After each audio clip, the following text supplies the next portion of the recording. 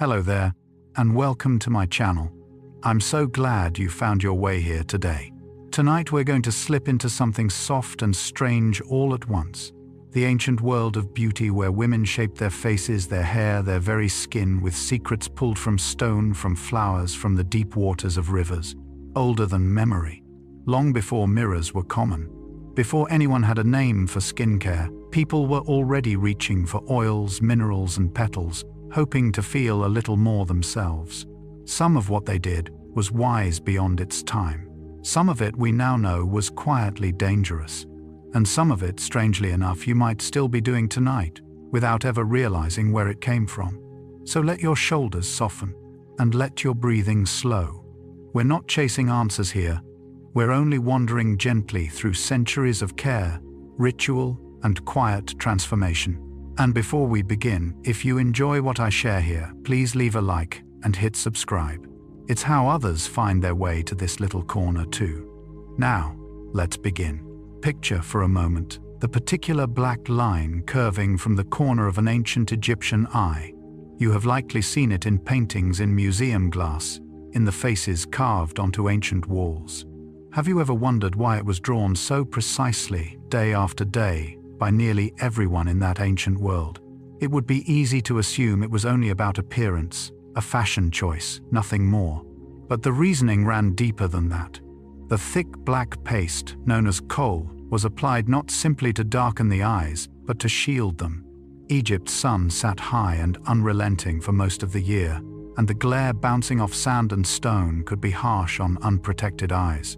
The dark rim around the eye is thought to have reduced that glare, working somewhat like the black stripes athletes wear beneath their eyes today. There is also evidence that the minerals within kohl carried a mild antibacterial quality, offering some protection against the eye infections that spread easily along the Nile, where insects and dust were constant companions. So the ritual was never only cosmetic, it was practical, even protective, wrapped inside something that also looked beautiful. Men, women, and children wore it alike, which tells you how essential it was, considered not reserved for vanity, but treated as something closer to daily care. When you next see that elegant sweep of black in an old portrait, you might picture not glamour alone, but function a small, steady act of protection, repeated each morning beneath a demanding desert sun. Kohl itself was not one single substance, but a careful blend ground and mixed by hand. The darkest version came from galena, a heavy silvery mineral containing lead crushed finely until it turned into a soft black powder. For different shades, ancient craftspeople turned to malachite, a green copper mineral ground down to color the lower lid or brow. These minerals were not found lying loose in the sand near Egyptian cities. Galena had to be mined and transported from regions along the Red Sea coast, while malachite came from mines in the Sinai Peninsula, meaning that a jar of eye paint likely traveled a long distance before it ever touched a face. Once gathered, the minerals were ground on small stone pallets, many of which have survived and now sit quietly in museum collections. The powder was then mixed with animal fat, or sometimes plant oils, to form a paste that could be applied smoothly with a small stick or rod. Modern chemical analysis of preserved kohl samples has confirmed these ingredients, showing recipes remarkably consistent across centuries of use. What stands out is the care involved, sourcing minerals from distant mines, refining them by hand, blending them into a substance meant to sit gently against delicate skin. It was not a quick or careless process. Every application connected the wearer to miners, traders, and grinders who came before them, an entire quiet chain of labor resting in a single dark line. There is something grounding in that thought, that even something as small as an eyelid's edge carried the work of many unseen hands. Somewhere in a rural Chinese village generations ago, a woman leaned over a wooden basin, letting cloudy water run slowly through her hair. That water was not plain. It was rice water, the milky liquid left behind after rice had been rinsed or soaked, poured carefully into a basin, and saved rather than discarded. Why would anyone choose to wash with something so ordinary? Something most of us would pour straight down the drain. The answer lies in what that water quietly contains. As rice soaks, it releases small amounts of starch along with trace vitamins and amino acids into the surrounding liquid. When that liquid is used as a hair rinse, it coats each strand with a thin smoothing layer, leaving hair feeling softer and looking glossier once it dries.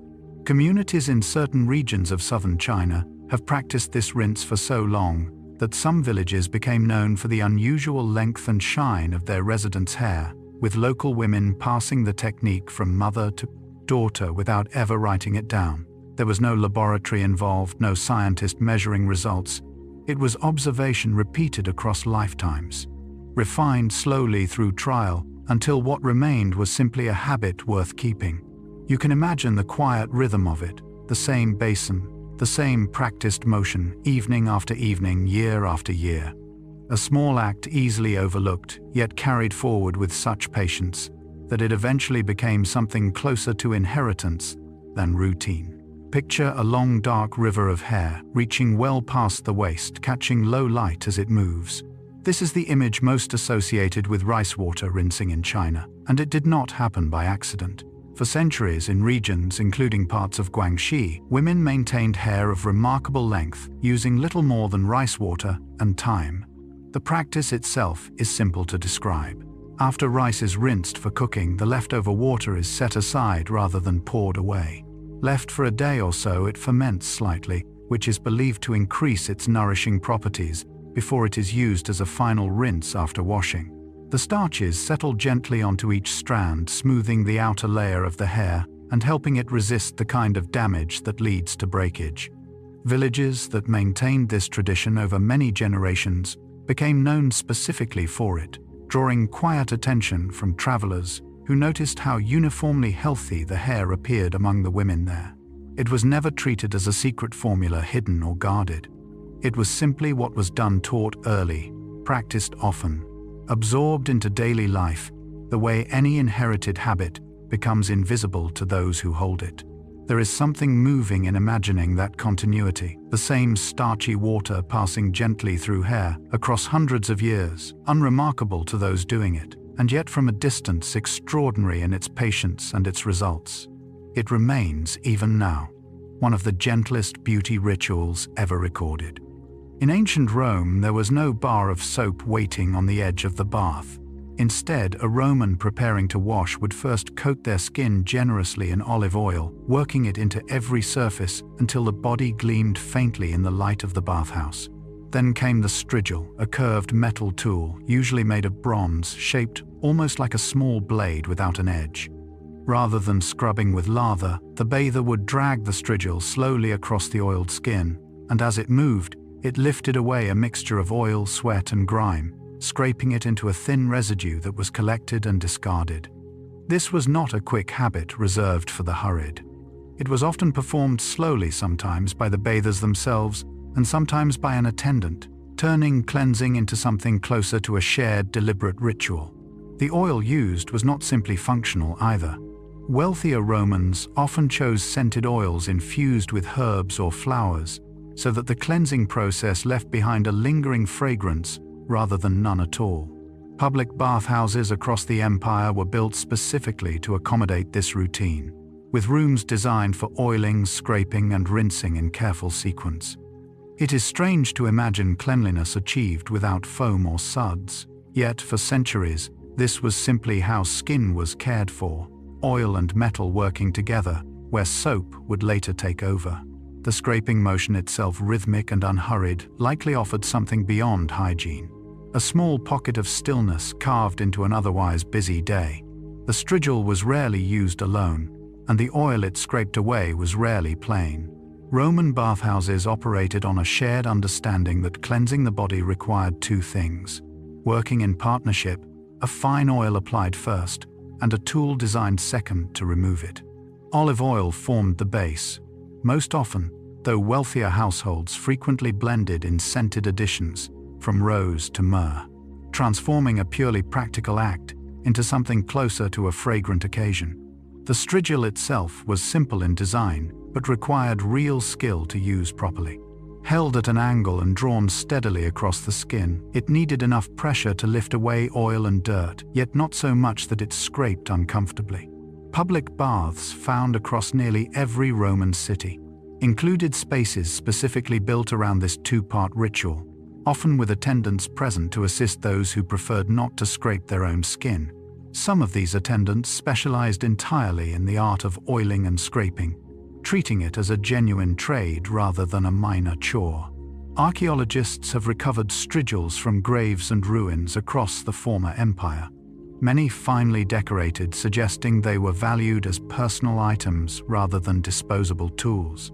The pairing of oil and strigil endured for centuries, before soap gradually took its place. But for a very long stretch of history, this was simply what clean meant.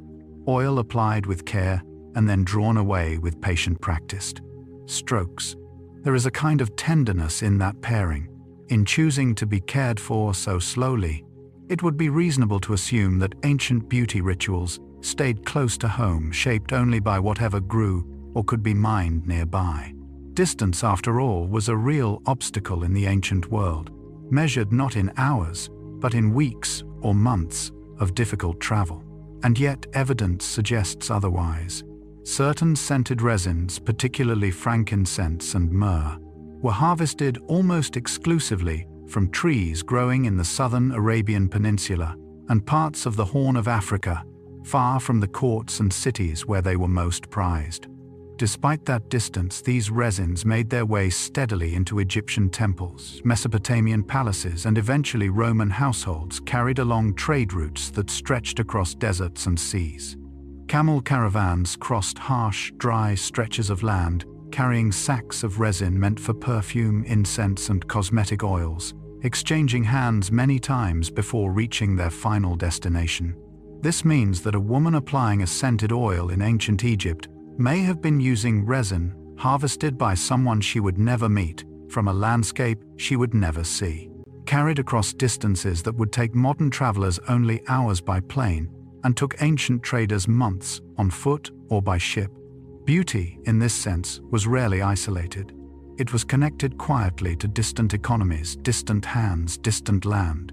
When you consider how far a single ingredient may have traveled just to reach someone's skin, the ritual itself starts to feel larger, part of something that reached well beyond any single village or court.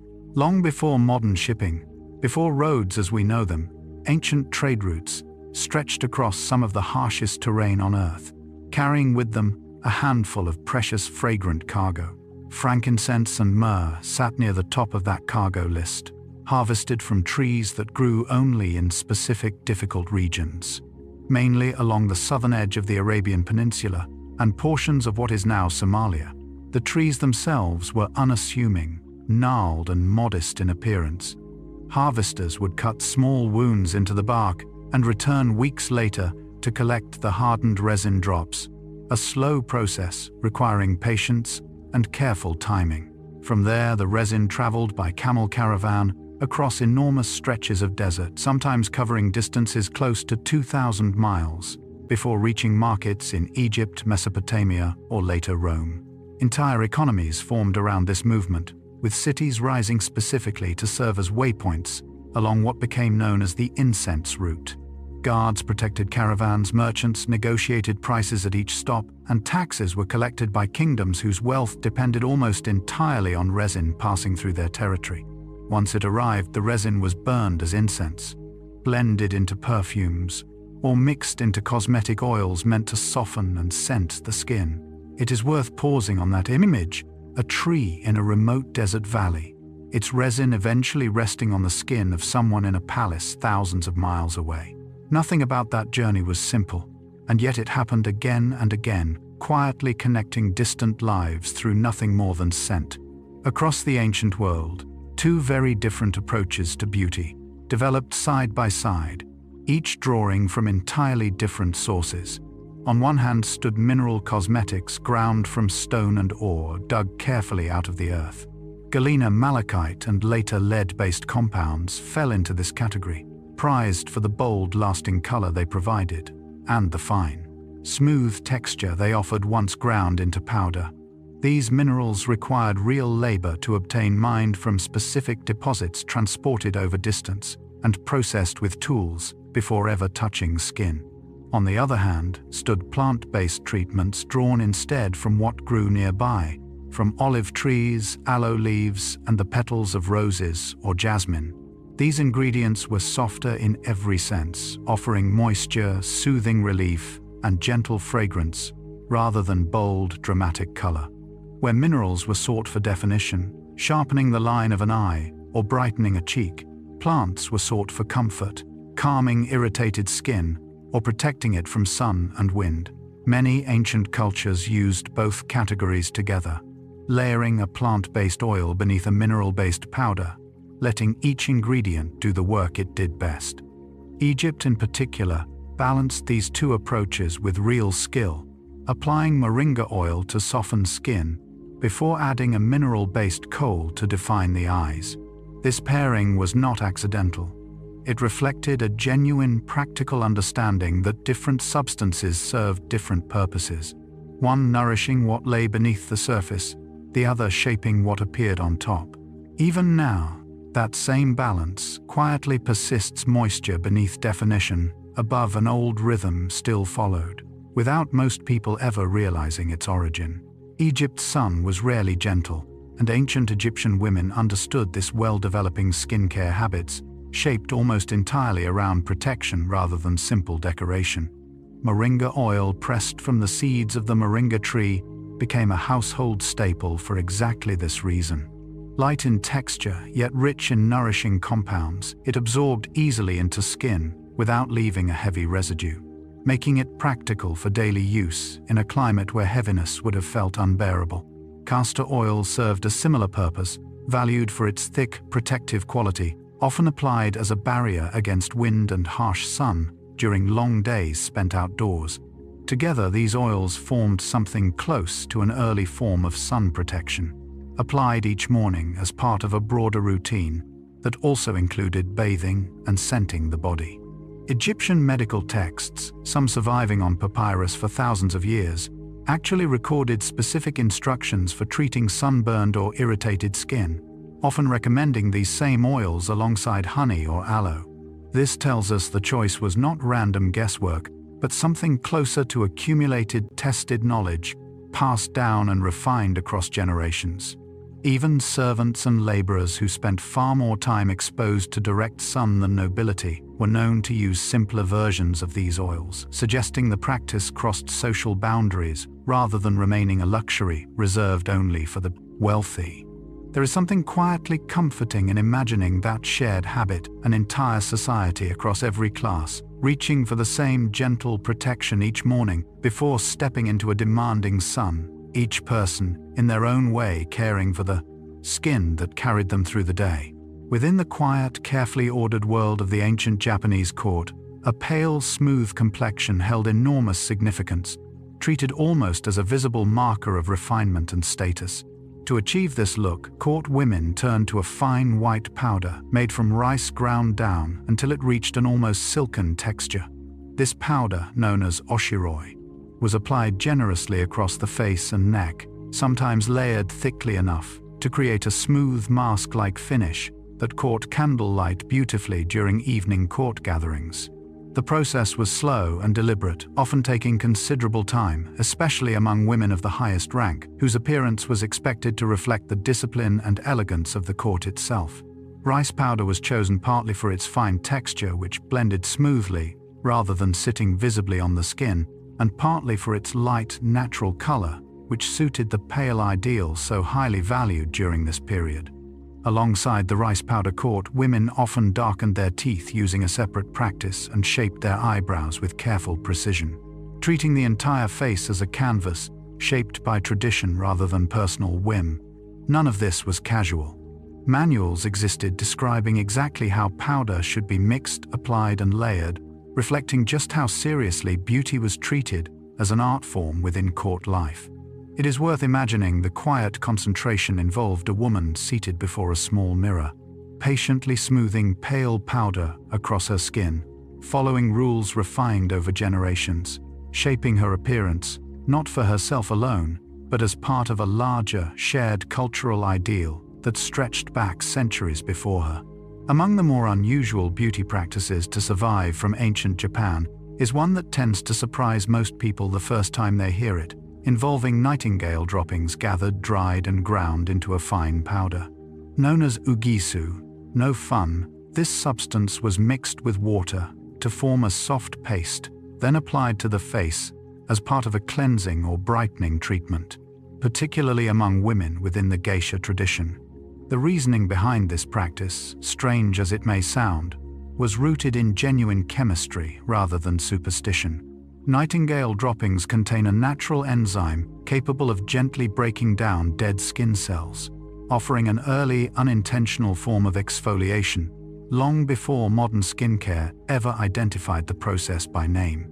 The powder also carried a mild bleaching quality, which suited the same pale beauty ideal that shaped so much of ancient Japanese cosmetic tradition. Preparing it required real care, with droppings collected, sterilized through drying and exposure to ultraviolet light, then finely ground before ever being mixed into a usable paste. This was not a casual or accidental discovery. It reflects a deep, patient willingness to observe the natural world closely, testing what worked, through repetition and careful attention, even when the source of the treatment seemed unlikely. The practice persisted for centuries, quietly passed between women within specific traditions, valued for real, visible results rather than curiosity alone. It is a reminder that beauty history is rarely tidy or predictable, and that some of the most effective ancient treatments came from places we would never expect to look, hidden in the most ordinary corners of the natural world. In ancient Greece, pale skin carried its own quiet significance, often associated with a life spent indoors, away from labor, performed beneath the sun. To achieve this pale ideal, many Greek women turned to a cosmetic powder made from white lead, applied across the face to create a smooth, light complexion favored during this period. The process of making this powder was slow and industrial in its own right, involving lead sheets exposed to vinegar fumes over an extended period, a chemical reaction that produced a soft white compound, eventually ground down for cosmetic use. Once applied, the powder created the desired pale finish, often paired with red pigment on the cheeks and lips for contrast. What ancient users could not have known, though some writers of the time voiced quiet suspicion, was that lead exposure carried serious cumulative risks to health, affecting the body slowly and invisibly over years of repeated use. There was no understanding yet of toxicity in the way we recognize it today, no warning labels, no alternative readily available that offered the same dramatic paleness. Women pursued the look their culture valued, using the tools available to them, unaware of the quiet cost accumulating beneath the surface. It is a sobering thought, set gently against the broader story of ancient beauty, a reminder that not every historical practice deserves imitation, and that curiosity about the past can coexist with genuine relief that certain treatments were eventually understood and left behind. Even now, learning this history offers its own kind of comfort, a quiet appreciation for how far understanding has come since then. Long before a wedding day arrives in many Indian communities, a much quieter ritual takes place, one centered around turmeric, a warm golden spice pulled from the kitchen and transformed into something ceremonial. Known as haldi, this pre-wedding ritual involves mixing turmeric with ingredients like sandalwood milk or rosewater, forming a soft paste applied gently across the bride's face, arms, and body by family members gathered around her. The tradition stretches back thousands of years, rooted in both practical skincare and deeper cultural meaning. Turmeric itself carries natural antibacterial and anti-inflammatory properties, believed to cleanse and brighten skin in the days leading up to the wedding, leaving a subtle golden glow that was historically considered auspicious. Beyond its physical effects, the ritual carries emotional weight as well, often filled with laughter, music, and the gentle involvement of women from both sides of the family, transforming a simple skincare application into a shared, joyful gathering. Turmeric's golden color itself holds symbolic significance in many Indian traditions associated with purity, prosperity, and new beginnings, which is part of why it remains central to this particular ceremony even now. The paste is typically applied by hand, warmed slightly and rubbed gently into the skin, a task usually reserved for close relatives rather than professionals, reinforcing the intimacy of the moment. Even today, in many households, this ritual continues almost unchanged from its ancient form. Turmeric ground, the same way applied with the same tenderness, carrying forward a tradition that has quietly connected mothers, daughters, and sisters across countless generations before a single wedding ever begins. Deep within the sealed chambers of ancient Egyptian tombs, archaeologists have repeatedly uncovered something unexpected among the grand statues and gilded treasures, small, unassuming jars that once held cosmetic cream. These containers, often carved from alabaster or shaped from simple clay, were placed carefully beside the deceased, packed alongside jewelry, food offerings, and other belongings meant to accompany them into the afterlife.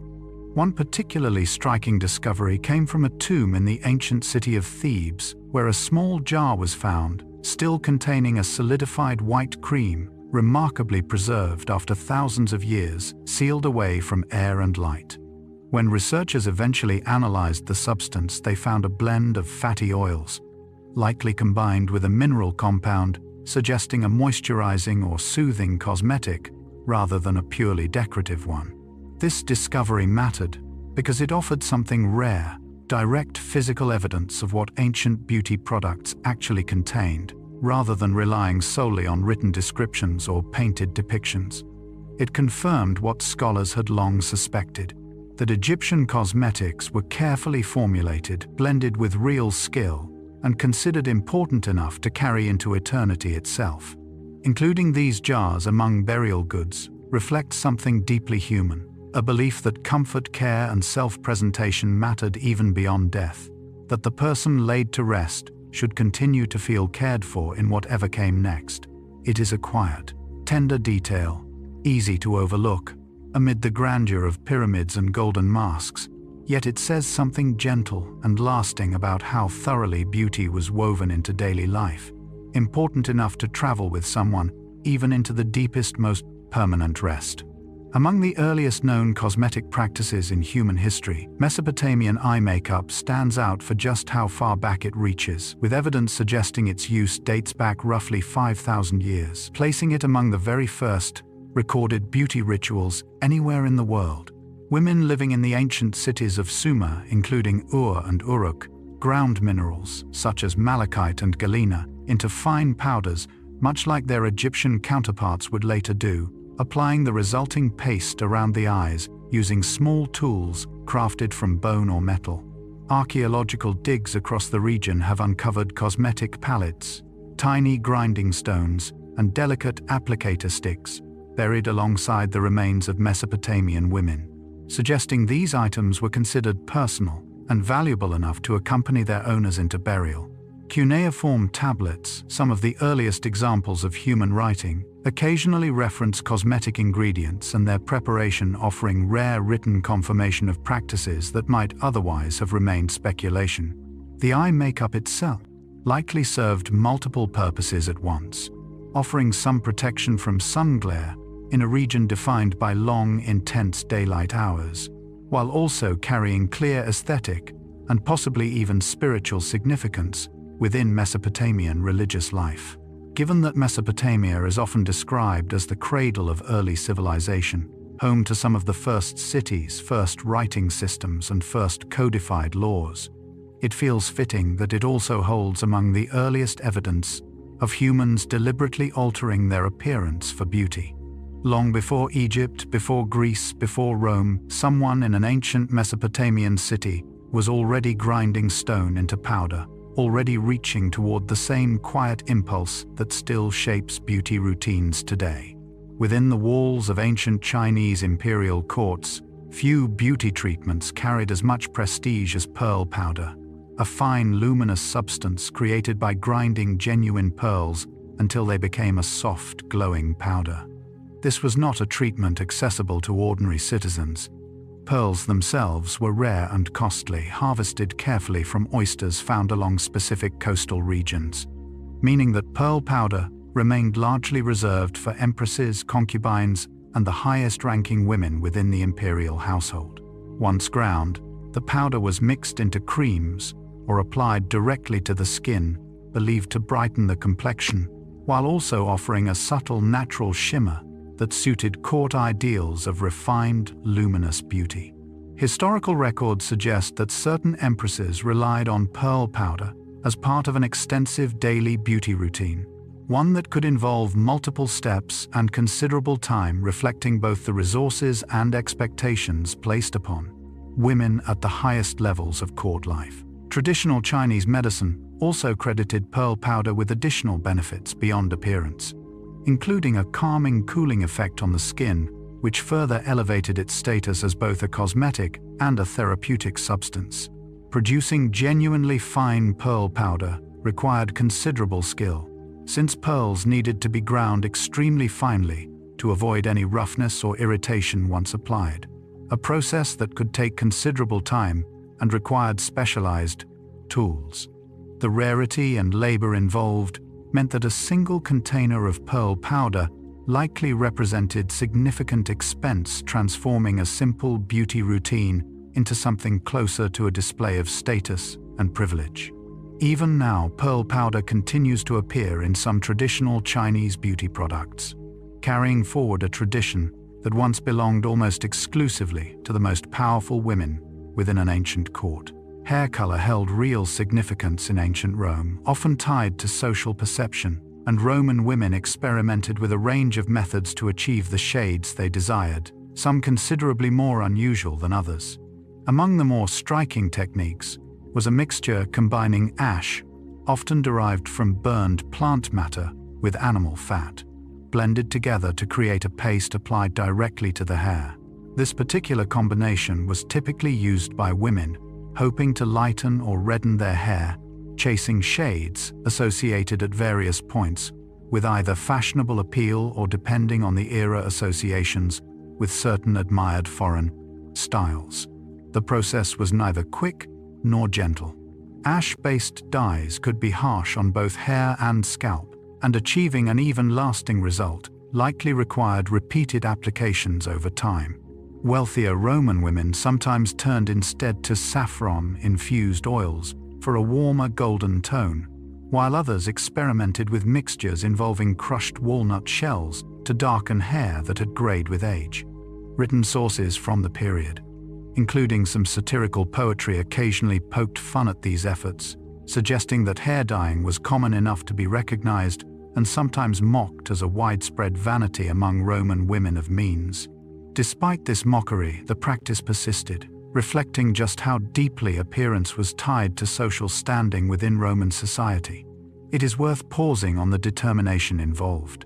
Women accepting an uncomfortable, imperfect process, repeated patiently over time, simply for the sake of achieving a particular shade. That same quiet persistence, chasing a desired color despite the effort required, echoes surprisingly closely, with routines still familiar today, separated from us now by roughly 2,000 years, yet strangely recognizable in spirit. Within ancient Persian culture, henna held a place of deep ceremonial importance, particularly in the days leading up to a wedding, when a bride's hands and feet would be carefully decorated with intricate patterns using paste made from the crushed leaves of the henna plant. This tradition stretches back well over 2,000 years. Rooted in a plant that has been cultivated across the Middle East and parts of South Asia for its natural dyeing properties, long before it became associated specifically with bridal customs. The paste itself was prepared by grinding dried henna leaves into a fine powder, then mixing it with water or other natural liquids until it formed a smooth, workable consistency, suitable for detailed application. Skilled artists, often older women within the community, would apply the paste in delicate symbolic patterns, sometimes taking hours to complete a single hand, with designs believed to carry blessings for fertility protection and a joyful marriage ahead. As the paste dried and was eventually washed away, it left behind a warm, reddish-brown stain that could last for several weeks, gradually fading as skin cells naturally renewed themselves. Beyond its ceremonial role, henna was also valued for its cooling properties, offering a soothing sensation when applied to skin during the warmer months, common throughout the region. The ritual itself often became a gathering in its own right, with women coming together the evening before a wedding, specifically to share in the application process, turning a beauty practice into a shared, communal celebration. Even now, this same ritual continues largely unchanged. Across many communities, the same plant, the same patient hands, carrying forward a tradition that has quietly connected brides across more than 2,000 years of continuous practice. It would be easy to assume that cosmetics in ancient Egypt belonged primarily to women, yet the historical record tells a noticeably different story. Egyptian men, regardless of social class, commonly wore kohl around their eyes, applied oils to their skin, and used scented substances as part of daily grooming, with little distinction drawn between what was considered appropriate for men versus women. Tomb paintings from across many periods of Egyptian history consistently depict men with clearly defined, darkened eyes, suggesting this was simply an expected part of male appearance, rather than an exception or a display of femininity. Pharaohs themselves were frequently portrayed wearing elaborate eye makeup, and surviving cosmetic palettes have been found within male burial sites just as often as female ones, indicating that grooming tools were considered personal necessities rather than gendered luxuries. Beyond kohl, men also used scented oils regularly, particularly given Egypt's intense heat, applying them to combat dryness and maintain a pleasant fragrance throughout the day. Some historical accounts even suggest that soldiers carried small cosmetic supplies with them, maintaining grooming routines even while away from home, further reinforcing how normalized these practices were across nearly every level of society. This absence of strict gendered boundaries around beauty stands in contrast to many later periods of history, where cosmetics gradually became associated almost exclusively with women. In ancient Egypt, however, the underlying logic was different, rooted less in gender and more in practicality, protection from sun defense against infection, and a broadly shared cultural value placed on presenting oneself with care. It offers a quiet reminder that ideas about who beauty belongs to have shifted considerably across history and were in this particular ancient world understood far more broadly than they often are today. Long before recipe cards or printed instructions existed, ancient Egyptian scribes were already writing down exact formulas for cosmetic preparation, pressing reed pens against sheets of papyrus made from the pith of a plant that grew abundantly along the Nile. Several of these documents have survived across thousands of years, remarkably intact, offering modern researchers a rare, direct window into how beauty products were actually made, rather than simply guessed at through artifacts alone. One notable text, often referred to by scholars studying Egyptian medicine, includes instructions for treating wrinkles using a blend of specific oils and plant extracts, described with enough precision that researchers can identify most of the ingredients even now. Other surviving fragments detail methods for removing unwanted body hair, brightening skin tone, and even addressing hair loss, suggesting that Egyptian beauty knowledge was organized, tested, and considered valuable enough to formally document. These scrolls were not casual notes, scribbled quickly. Producing papyrus itself required a lengthy process, and writing was a specialized skill reserved for trained scribes, meaning that recording a cosmetic recipe represented real investment of time and resources. This tells us something important, that beauty knowledge in ancient Egypt was not passed along only through casual habit or word of mouth, but was treated with enough seriousness to be preserved formally, much like medical or religious texts. When modern conservators carefully unroll one of these fragile scrolls today, they are essentially reading instructions written by someone who lived more than 3,000 years ago, someone who cared enough about getting the formula exactly right that they wanted it remembered long after they were gone. There is something quietly moving in that, a whisper of care traveling forward across an almost unimaginable stretch of time. If you were to gather every ancient cosmetic container ever excavated across the Mediterranean region and lay them out side by side, the sheer number would stretch far beyond anything easily imagined, likely covering the floor of several large museum halls combined. Archaeologists working across Egypt, Greece, Rome, and the wider Mediterranean coastline have recovered small jars, delicate glass vials, carved stone palettes, and ornate applicator tools in staggering quantities, each one once holding oil powder or paste meant for someone's daily routine. In Egypt alone, entire cemeteries have yielded so many cosmetic items that some museum storerooms hold more containers than can currently be displayed at once. Roman sites have proven similarly rich, with glass cosmetic vessels recovered from ruins scattered across what is now Italy, France, Spain, and North Africa, a spread reflecting just how far Roman beauty culture traveled alongside the empire itself. Greek burial sites have contributed their own share, particularly small clay vessels known as alabastra, shaped specifically to hold precious scented oils. What makes this scale genuinely remarkable is not simply the number of objects recovered, but what it represents: an enormous, largely anonymous population of ordinary people, not only royalty or the wealthy who valued personal care enough to own and use these items regularly. Most of these containers belonged to people whose names were never recorded anywhere, individuals who lived, applied their oils or powders each morning, and were gone long before written history took much notice of them.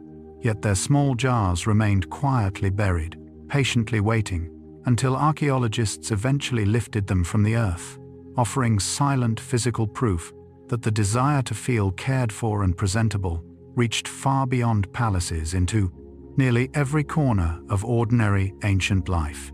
To truly grasp the scale of the ancient incense trade, it helps to imagine a single caravan setting out from the southern Arabian Peninsula, loaded with sacks of dried resin, facing a journey that could stretch across roughly 2,000 miles of unforgiving desert before reaching major markets further north. This was not a rare or occasional trip. For centuries, this same route operated almost continuously, forming what historians now call the incense route, a network of paths and way stations threading through some of the harshest terrain on Earth. Camels, uniquely suited to desert travel, carried the bulk of this cargo, often in caravans numbering in the hundreds, moving slowly across sand and stone under relentless heat.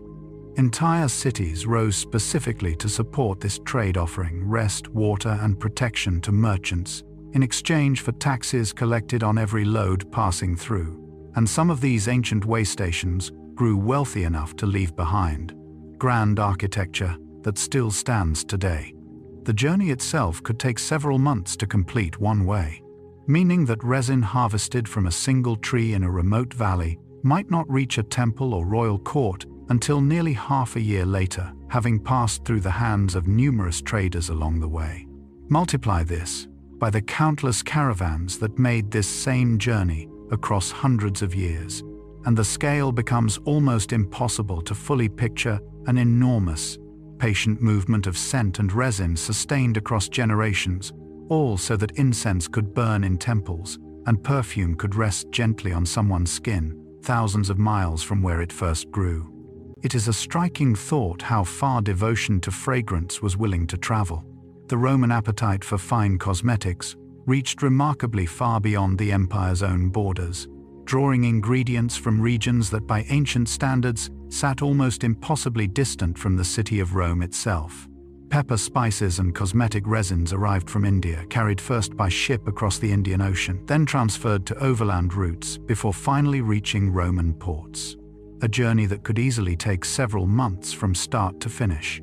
Frankincense and myrrh continued arriving from the Arabian Peninsula, following trade paths that had already been established for centuries before Rome ever rose to power. Even more strikingly, some perfumed oils and dyes made their way from regions as far as China, passing through countless intermediary hands along what would later become known as the Silk Road, before eventually reaching Roman markets. To place this in perspective, A Roman woman, applying a scented oil in her home, might have been using an ingredient that began its journey on the other side of the known world, traveling further than most Romans would travel in their entire lifetime, just to reach a small glass vial resting on her shelf. This appetite for imported luxury goods grew so significant that Roman writers occasionally expressed concern over the wealth flowing out of the empire, specifically to pay for these distant imports. Yet demand rarely slowed, driven by a genuine cultural value placed on rare, fragrant, carefully sourced beauty products. When you consider the sheer distance-covered deserts crossed, oceans navigated, mountain passes endured simply so that scent and color could reach Roman skin, the scale of ancient trade begins to feel almost as vast as the empire itself. Within certain well-preserved Egyptian tombs, particularly those belonging to nobility or royalty, archaeologists have occasionally uncovered burial chambers containing several dozen separate jars, each one originally filled with its own distinct scented oil, arranged carefully alongside the deceased. This was not a modest gesture. Producing scented oil in ancient Egypt required considerable resources involving imported resins, carefully sourced plant extracts, and skilled labor to blend and preserve each mixture properly, meaning that dozens of filled jars represented significant wealth and status. Some tombs organized these jars by scent or purpose, suggesting a level of intentional planning rather than random accumulation, almost as though preparing an entire fragrance collection meant to accompany the deceased into the afterlife. Egyptian belief held that the journey beyond death required proper preparation and personal comfort, including pleasant scent, was considered part of that preparation rather than a frivolous afterthought. Producing this quantity of oil would have required considerable time from perfumers and craftspeople, likely spanning weeks or months of dedicated work before a single tomb was ever sealed. Multiply this practice across the many noble burials conducted throughout Egyptian history, and the total volume of scented oil once produced purely for burial purposes becomes difficult to fully calculate, representing an enormous sustained industry built specifically around comfort in death. It is worth sitting with that scale for a moment. Entire workshops dedicated to producing fragrance meant never to be smelled by the living, crafted with the same care as oils meant for daily use, all so that someone stepping into the unknown might do so surrounded by familiar, comforting scent. The grandest Roman bathhouses were not modest private spaces, but enormous public complexes designed to accommodate staggering numbers of people at once, some capable of holding several hundred bathers simultaneously across multiple rooms and pools.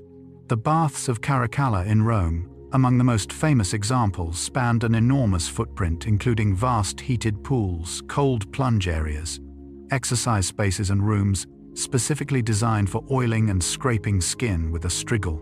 On a busy day, these spaces would have been filled with the sound of hundreds of voices echoing off marble walls, water splashing continuously, and the steady rhythm of attendants moving between bathers, offering oil towels or assistance.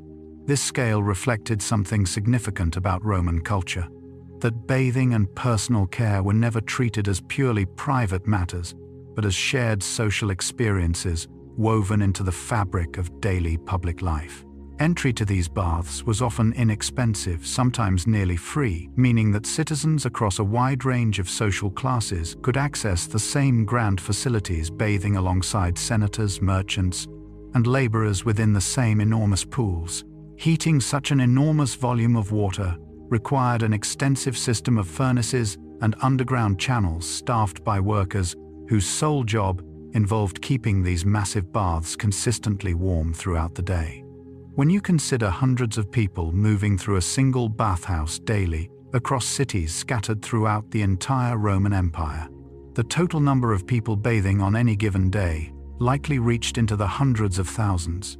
An almost unimaginable continuous rhythm of cleansing and care, repeated every single day across an empire that stretched from Britain to North Africa. Consider the sheer span of time represented by a single pearl powder recipe, surviving largely intact for well over 1,000 years within Chinese tradition. Historical texts referencing pearl powder as a cosmetic and medicinal substance date back to at least the Tang dynasty, a period roughly 1300 years in the past, with some scholars suggesting its use extends even earlier. Still, across that enormous stretch of time, the basic method remained strikingly consistent. Pearls sourced from specific coastal waters, cleaned thoroughly, then ground with remarkable patience until they transformed into an extremely fine, almost weightless powder, suitable for application on delicate facial skin. Traditional Chinese medical texts continued referencing pearl powder across multiple dynasties, each generation of physicians and beauty practitioners, adding small refinements while preserving the essential process passed down from those before them. This longevity is not simply a matter of chance. Pearl powder needed to be reground and reformulated by specialists in every generation, meaning the knowledge of exactly how fine the powder needed to be and precisely how it should be blended into cream or paste had to be deliberately taught apprentice to apprentice across countless individual lifetimes. To imagine this continuity picture, a chain of hands stretching back through more than 40 generations, each one grinding pearls with the same careful, patient motion, each trusting that the knowledge received would be worth preserving for whoever came next. Very few beauty traditions anywhere in the world can claim such an unbroken thread of practice, stretching from ancient imperial courts all the way into the present day, where pearl powder still occasionally appears on ingredient labels, carrying forward a formula refined not across years, but across more than a millennium. In certain regions of ancient Persia, particularly around the city of Kashan, rose cultivation grew to such an enormous scale that entire local economies became structured around a single fleeting harvest each spring. Fields stretching for considerable distance were planted almost exclusively with damask roses chosen specifically for their strong, lasting fragrance once distilled.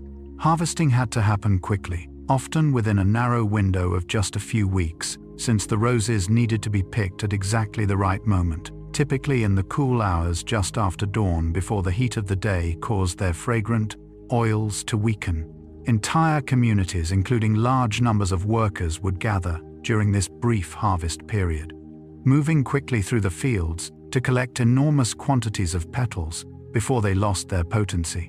Once gathered, the petals were transported to distillation sites, where they underwent a careful steam distillation process, extracting the fragrant liquid that would become rosewater, used across the region for cosmetics, perfumes, and even culinary purposes. The resulting rosewater supplied not only local households but also markets far beyond Persia itself, exported along trade routes toward the Mediterranean, the Middle East, and eventually parts of Europe.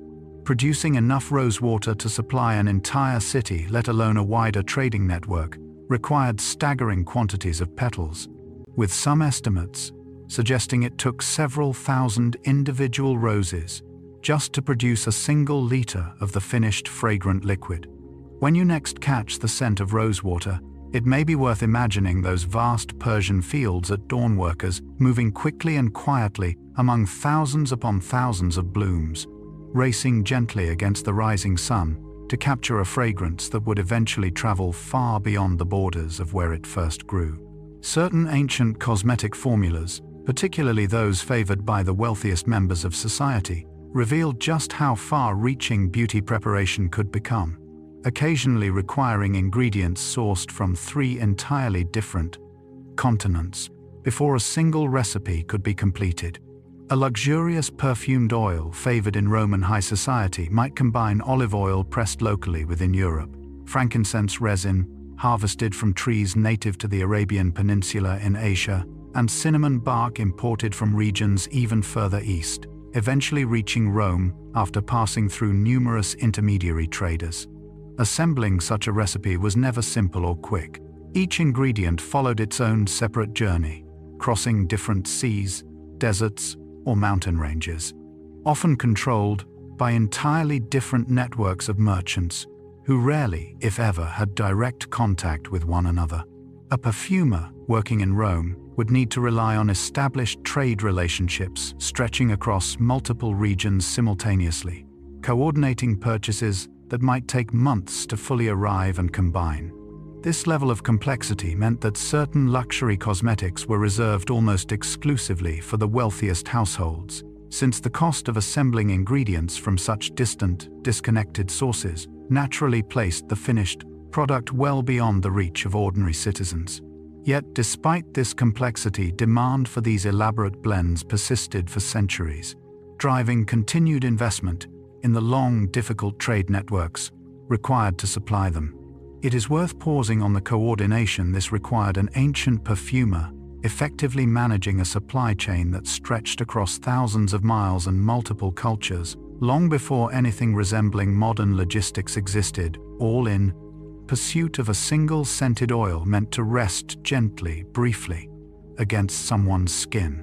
It is worth pausing to consider just how long lead-based cosmetics remained in continuous use across various cultures spanning a period of nearly 2,000 years, from ancient Greece through to parts of early modern Europe. What began with Greek women seeking a pale, refined complexion, continued through Roman society, persisted through the medieval period, and remained fashionable well into the Renaissance and beyond, worn by countless generations of women who had no way of understanding the slow, cumulative harm building quietly beneath the surface of their skin. Across this enormous span of time, the basic recipe changed remarkably little. Lead sheets exposed to vinegar fumes, producing a soft white compound, eventually ground into usable powder. Generation after generation inherited both the recipe and the underlying belief that pale skin represented refinement, wealth, and beauty, with little reason to question a practice so deeply embedded within cultural expectation. Some historical writers did occasionally express concern, noting unusual patterns of illness among women known to use these powders regularly. Yet without any scientific framework for understanding toxicity, these observations rarely translated into meaningful change. It would take centuries more before medical understanding finally caught up with what the body had likely been quietly signaling all along. When you consider that women across nearly 2,000 years, spanning entirely different empires, languages, and cultures, continued reaching for the same fundamentally flawed formula, it says something significant about how powerfully beauty ideals can persist, passed forward, almost unquestioned, long after any individual reason for adopting them has been forgotten. It is, in its own quiet way, a reminder of how gradually understanding shifts and how grateful we might feel for knowledge that eventually arrived, even if it arrived slowly. Within the bustling marketplaces of ancient Mesopotamian cities, cosmetic minerals were rarely treated as minor or incidental goods, but were instead traded alongside some of the most valuable materials known to the ancient world, including gold, lapis lazuli, and other precious stones. Malachite and galena, both essential to producing eye makeup, required mining and transport from specific regions, meaning they arrived in Mesopotamian cities through the same extensive trade networks responsible for moving gold from distant mines, or lapis lazuli from what is now Afghanistan. Merchants moving through cities like Ur or Babylon often dealt in mixed inventories, carrying cosmetic minerals in the same shipments as jewelry components, reflecting how closely beauty and luxury were intertwined within Mesopotamian commerce. Cuneiform tablets recording trade transactions occasionally list cosmetic minerals alongside these more obviously precious materials, suggesting merchants and buyers alike considered them items of comparable value and importance. This pairing makes a certain intuitive sense once you consider what each material offered: gold and gemstones, providing visible, lasting displays of wealth, while cosmetic minerals offered a different, more personal kind of adornment applied directly to the body rather than worn as jewelry.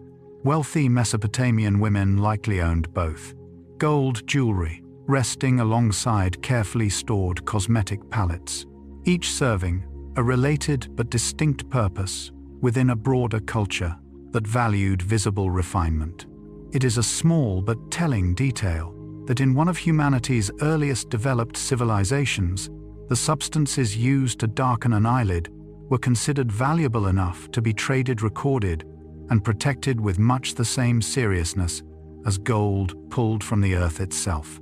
Ancient Indian medical tradition, particularly within the system known as Ayurveda, developed an extraordinarily detailed catalogue of plants used specifically for skincare, with surviving texts describing well over 100 distinct botanical ingredients, each associated with particular properties and uses.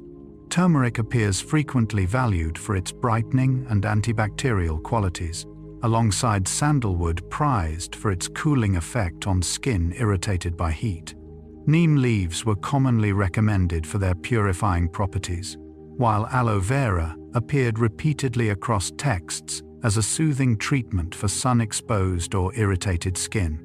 Ayurvedic physicians did not simply list these plants randomly, but organized them according to specific skin conditions, seasonal considerations, and even individual body types, reflecting a highly structured, systematic approach to skincare that developed over many centuries. Compiling this level of botanical knowledge required generations of careful observation testing, which plants soothed irritation, which brightened complexion, and which offered protection against India's intense heat and humidity.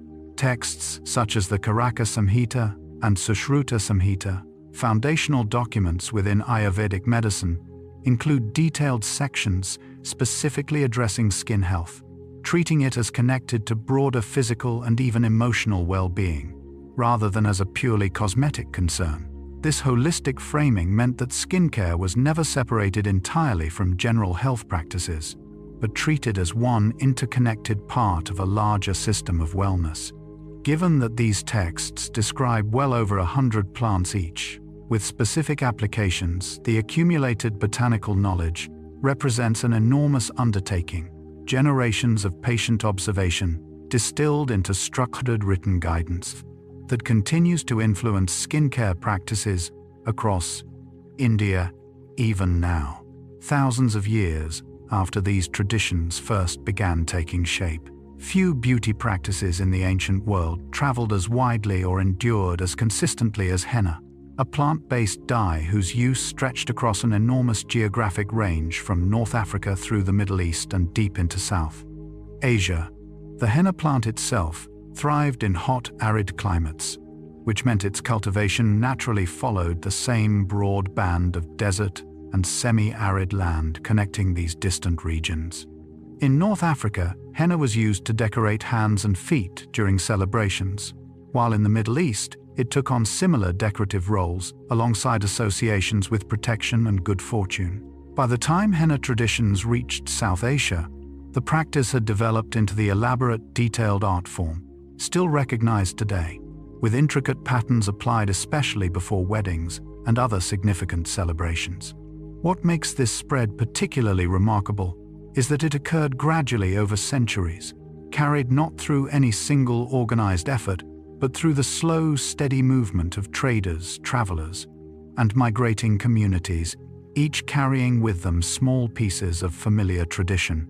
As henna moved across these regions, it absorbed local influences along the way, with pattern styles and specific customs shifting subtly from one culture to the next, even as the core practice, staining skin with a warm reddish dye, remained recognizably consistent throughout. Archaeological evidence, including preserved henna-stained remains found in ancient Egyptian burial sites, suggests this practice reaches back several thousand years, making it one of the oldest continuously practiced beauty traditions in human history.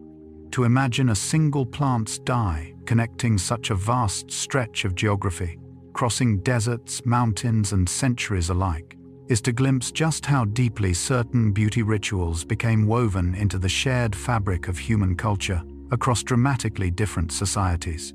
Producing a single batch of genuinely fine ancient perfume was never a quick undertaking, often requiring months of patient sequential labor before a finished fragrant oil was ready for use. The process typically began with harvesting, whether gathering rose petals at dawn before their fragrance faded in the heat, or carefully collecting hardened resin from frankincense and myrrh trees after their bark had been deliberately wounded weeks earlier. Once gathered raw materials needed time simply to dry or settle properly before they could be processed further, adding additional weeks before any actual distillation could even begin. The distillation process itself, particularly for flower-based scents, required repeated steaming and extraction, often performed multiple times, to achieve a concentration strong enough to last on skin throughout a full day. Ancient perfumers frequently blended multiple ingredients together, meaning several separate extraction processes needed to be completed individually before their results could finally be combined into a single balanced fragrance. After blending many perfumes, required an additional resting period, sometimes lasting several more weeks, allowing individual scent notes to properly settle and merge into a unified fragrance rather than separate competing smells. Considering harvesting time, drying periods, extraction, blending, and final resting, a single luxury perfume favored by Egyptian or Roman elites could easily represent between 4 and 6 months of accumulated labor before ever reaching a customer.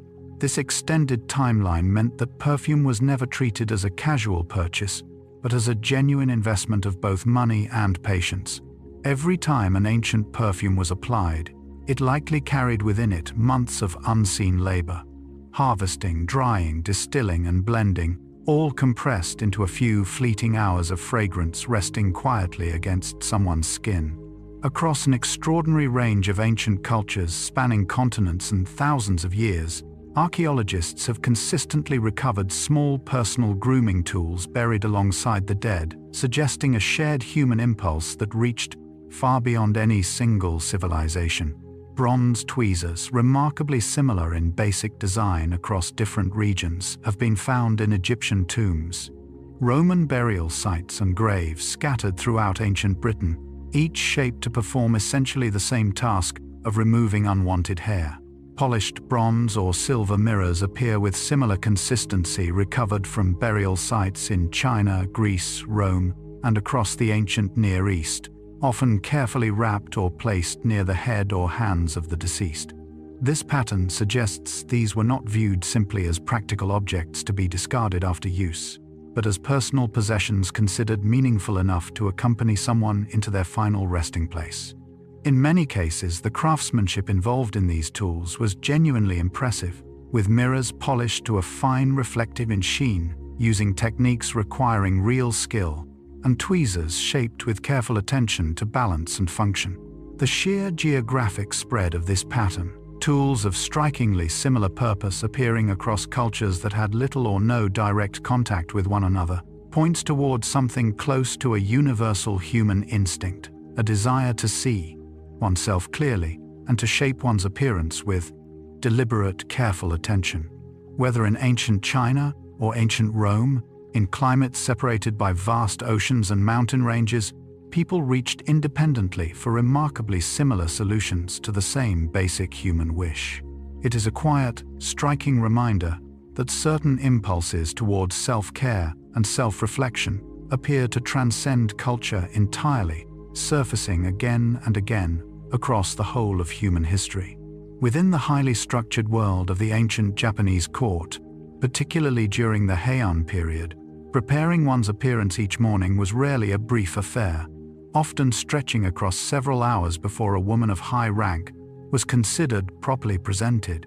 The process typically began with careful cleansing, followed by the meticulous application of rice powder across the face and neck, applied in careful layers to achieve the smooth, pale finish so highly valued during this era. Hair, often grown extraordinarily long, sometimes trailing well past the floor, when a woman stood required extensive brushing and careful arrangement, a task frequently assisted by attendants specifically trained in managing such length. Eyebrows presented their own lengthy process since court fashion, at various points favored shaving the natural brow entirely and painting stylized replacements higher on the forehead, a technique requiring a steady hand and considerable patience. Teeth blackening, another practice associated with refinement during this period, involved applying a specially prepared solution, that needed to be reapplied periodically to maintain its effect. Each of these individual steps, though seemingly small on their own, combined into a lengthy, deliberate morning routine that reflected the immense value placed on visible refinement within court society. Attendants often assisted throughout the entire process, meaning beauty preparation became a shared, almost ceremonial experience, rather than something completed alone in private.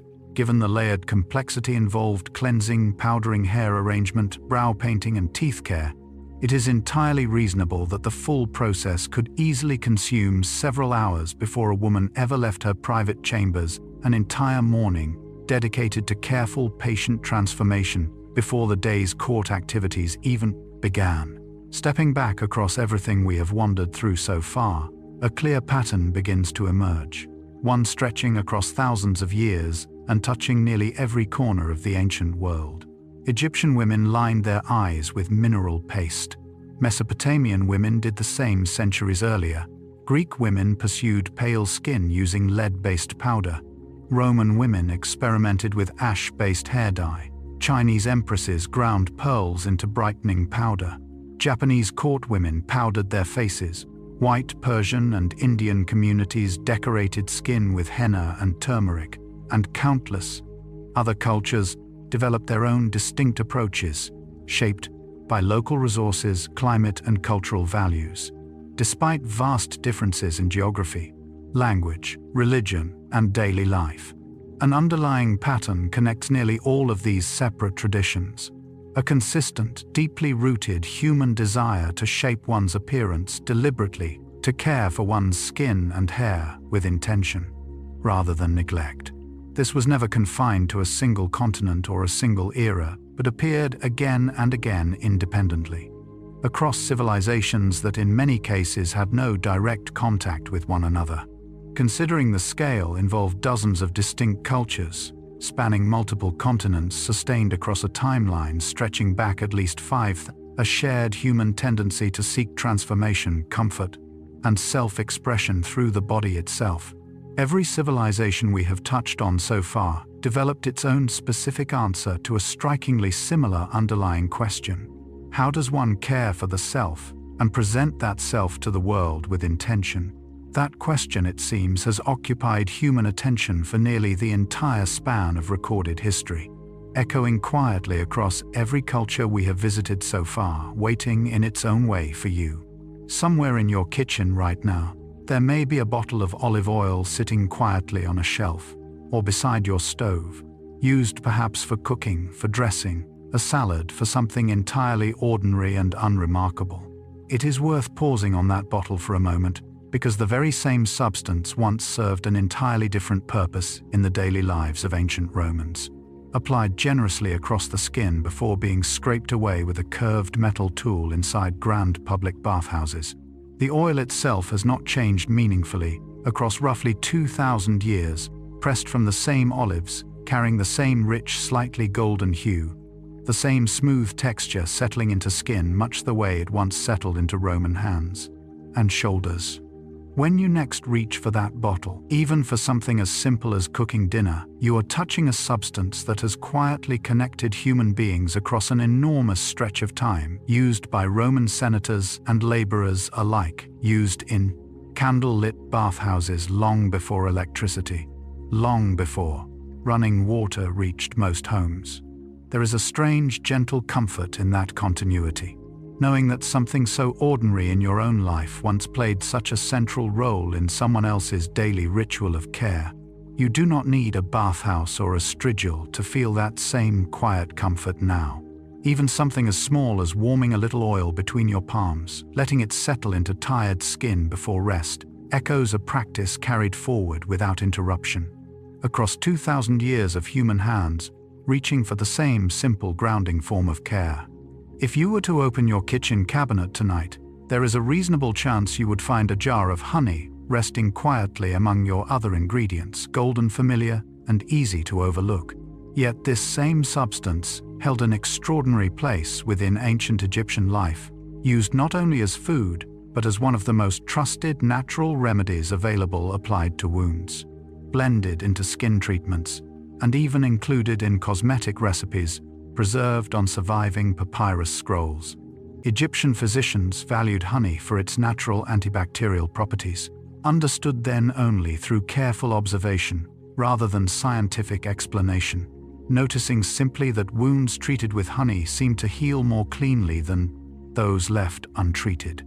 Beyond wound care, honey was blended into face masks alongside ingredients like milk or oils, valued for its ability to soften and soothe skin left dry or irritated by Egypt's demanding climate. You may have used honey yourself in exactly this way, perhaps stirred into tea, perhaps swiped gently across dry lips, without ever considering that you were echoing a practice reaching back more than 3,000 years. The honey available to you now comes from bees, working in fundamentally the same way bees did in ancient Egypt, gathering nectar, producing the same rich natural substance, largely unchanged by time itself. There is something quietly grounding in recognizing that connection, that the same simple ingredient resting in your kitchen once soothed the skin of someone living an entire world away, separated from you by thousands of years, yet joined in this small way by the same golden ordinary jar, sitting patiently on a shelf, waiting to offer its same gentle comfort once again. Perhaps you keep a small aloe vera plant somewhere in your home, its thick, fleshy leaves sitting quietly on a windowsill, waiting for the day you nick a finger in the kitchen or spend too long in the sun. That same plant, or one very much like it, grew across parts of ancient Mesopotamia, where it was recognized early on for the same soothing quality you likely rely on now. Mesopotamian healers and beauty practitioners would break open the thick leaves to release the cool gel-like substance inside, applying it directly to skin. Irritated by sun, wind, or the general harshness of daily outdoor life along the Tigris and Euphrates rivers. Cuneiform tablets, among the earliest written records in human history, occasionally reference plants used for soothing skin, and aloe is widely believed to have been among them, valued long before anyone understood the specific compounds responsible for its calming effect. The plant itself requires very little to survive, thriving in dry, difficult conditions with minimal water, which likely made it a practical, reliable choice for a region where survival often depended on working with, rather than against, a harsh environment. When you break open a leaf of your own aloe plant tonight, or reach for a bottle of gel at the pharmacy after a day spent in the sun, you are reaching for something remarkably unchanged. The same plant, the same cooling relief, understood, used in strikingly similar ways nearly 5,000 years apart. It is a small, quiet thread connecting your evening to an ancient riverbank, two people separated by an almost unimaginable stretch of time, both simply looking for a little relief, a little comfort from the same patient, generous plant. Somewhere, on a store shelf near you, likely tucked among skincare products or specialty ingredients, sits a bottle of rosewater, clear, lightly fragrant, and easy to pass by without a second thought.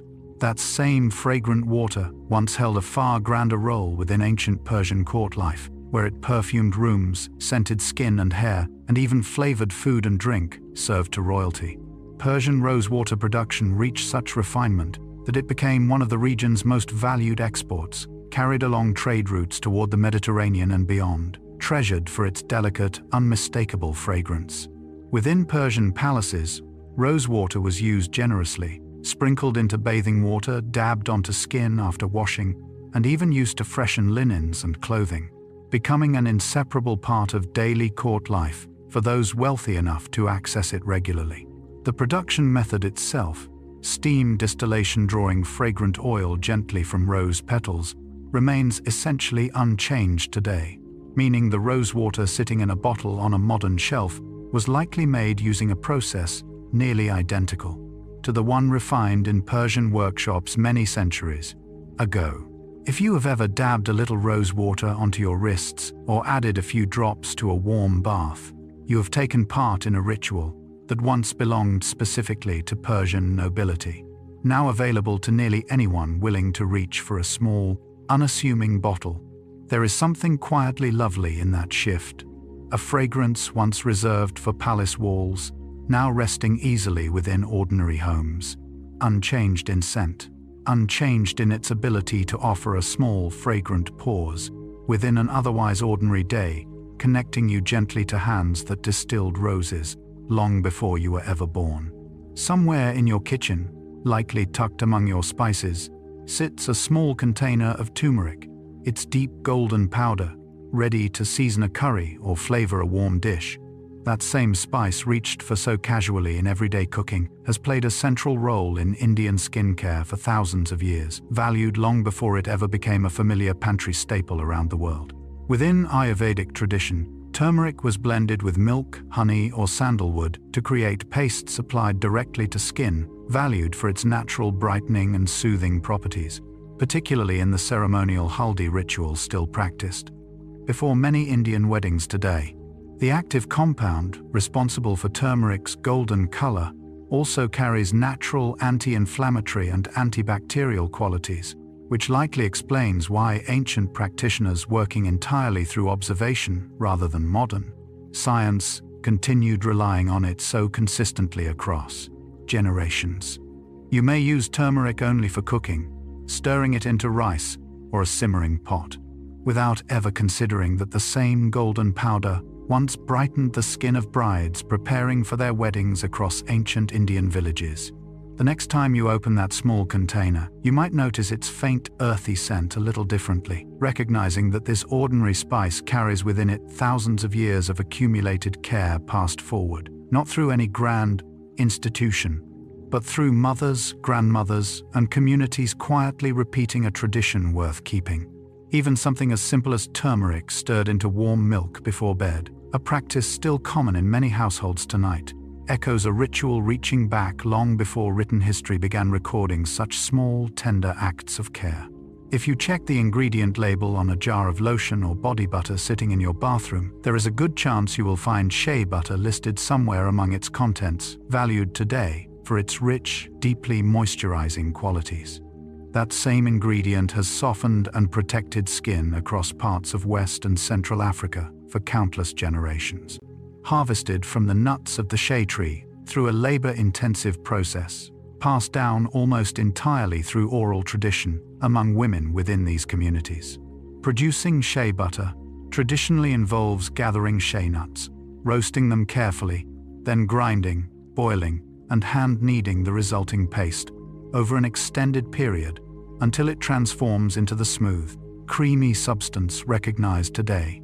This process could take an entire day of continuous physical labor, often performed collectively by groups of women working together, turning production into both practical necessity and shared social occasion. Once finished, shea butter was applied generously to protect skin from intense sun exposure, dry winds, and the general harshness of daily life across a challenging climate, valued as much for practical protection as for its pleasant, smooth texture.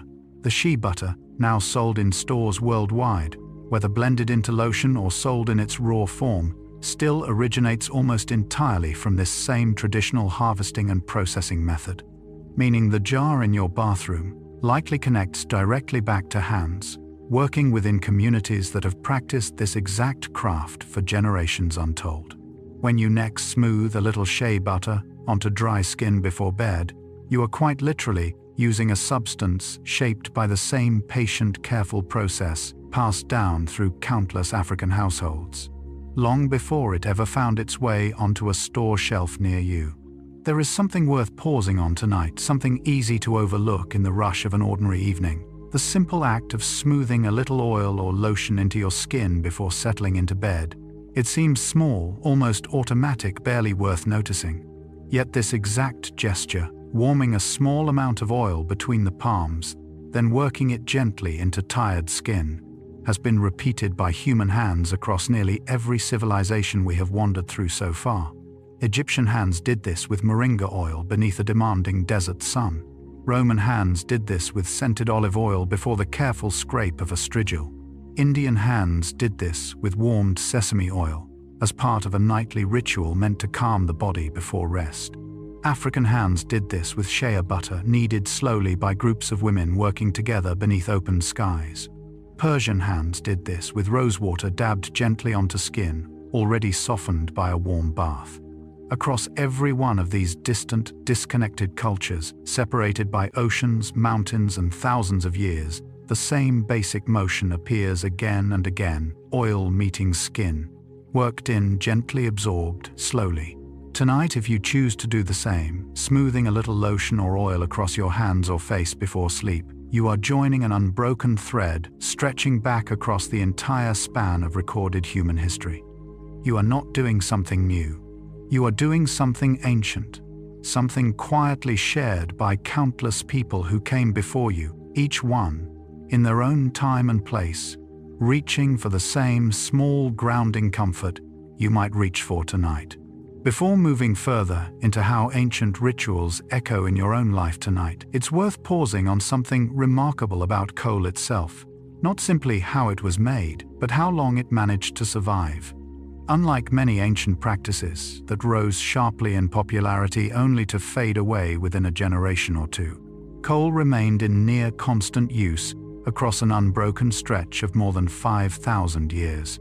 It appeared first among Mesopotamian communities, was adopted and refined by ancient Egyptians, traveled outward through trade and conquest into Greek and Roman society, and continued forward through Persian, Indian, and North African traditions. Each culture adapting the basic formula slightly, while preserving its essential purpose. Few cosmetic practices anywhere in recorded history can claim such staying power. Surviving the rise and fall of entire empires, surviving shifts in religion, language, and governance, while the simple act of darkening the eyes persisted, largely unchanged beneath all of it. Even now, kohl remains in active use across parts of the Middle East, North Africa, and South Asia, applied using methods that would likely still feel familiar to someone living thousands of years ago. What allowed it to endure so consistently was likely its dual nature, offering genuine protective benefit against sun and infection, while also satisfying a deeper, more personal desire for visible definition and care. Practices rooted only in fashion tend to fade as tastes shift, but practices rooted in real felt benefit tend to persist quietly, generation after generation. Kohl's 5,000-year continuity says something gentle about function, paired with meaning, about how something small applied carefully each morning can outlast nearly everything else built around it. Long before soap as we know it existed, ancient Egyptians had already discovered an effective way to cleanse both body and household surfaces, relying on a naturally occurring mineral compound called natron, found in dry lake beds, particularly within a region northwest of Cairo, still known today as the Wadi Natron. This white, slightly gritty substance was harvested and used for an impressively wide range of purposes, from preserving bodies during mummification to cleaning skin, teeth, and household linens. When mixed with water, natron created a mild alkaline solution, capable of lifting away oil and grime, functioning in ways surprisingly similar to how modern cleansing products work today, breaking down substances that water alone could not easily remove. Egyptians used it to scrub teeth, freshen breath, and cleanse skin before applying oils or cosmetics, treating it as an essential part of daily hygiene, rather than an occasional luxury. You might not recognize the word natron yet, if you glance at the ingredient label on your own toothpaste or cleanser tonight. You would likely find related mineral compounds still doing very similar work, lifting away what does not belong, leaving skin or teeth feeling genuinely clean rather than simply rinsed.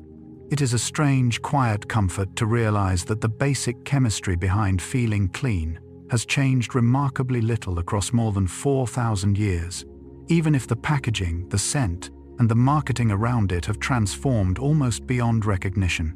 Tonight, as you wash your face or brush your teeth before sleep, you are relying on the same essential principle. An Egyptian household once relied on a mineral drawn from the earth, doing quiet, dependable work against grime that has never really changed at all. It might surprise you to learn that a hair care trend gaining renewed attention in recent years, promising shinier, smoother strands, is not new at all, but a direct continuation of a rinse first practiced in Chinese villages many centuries ago. Modern hair product formulators, researching what actually strengthens and smooths hair at a structural level, eventually turned their attention toward traditional rice water, rinsing, curious why communities using this simple method so often displayed notably healthy glossy hair. What they found echoed what those villages had already understood through generations of quiet observation, that the starches and amino acids naturally present in rice water coat each strand, smoothing its outer layer and reducing the kind of friction that leads to breakage and dullness over time.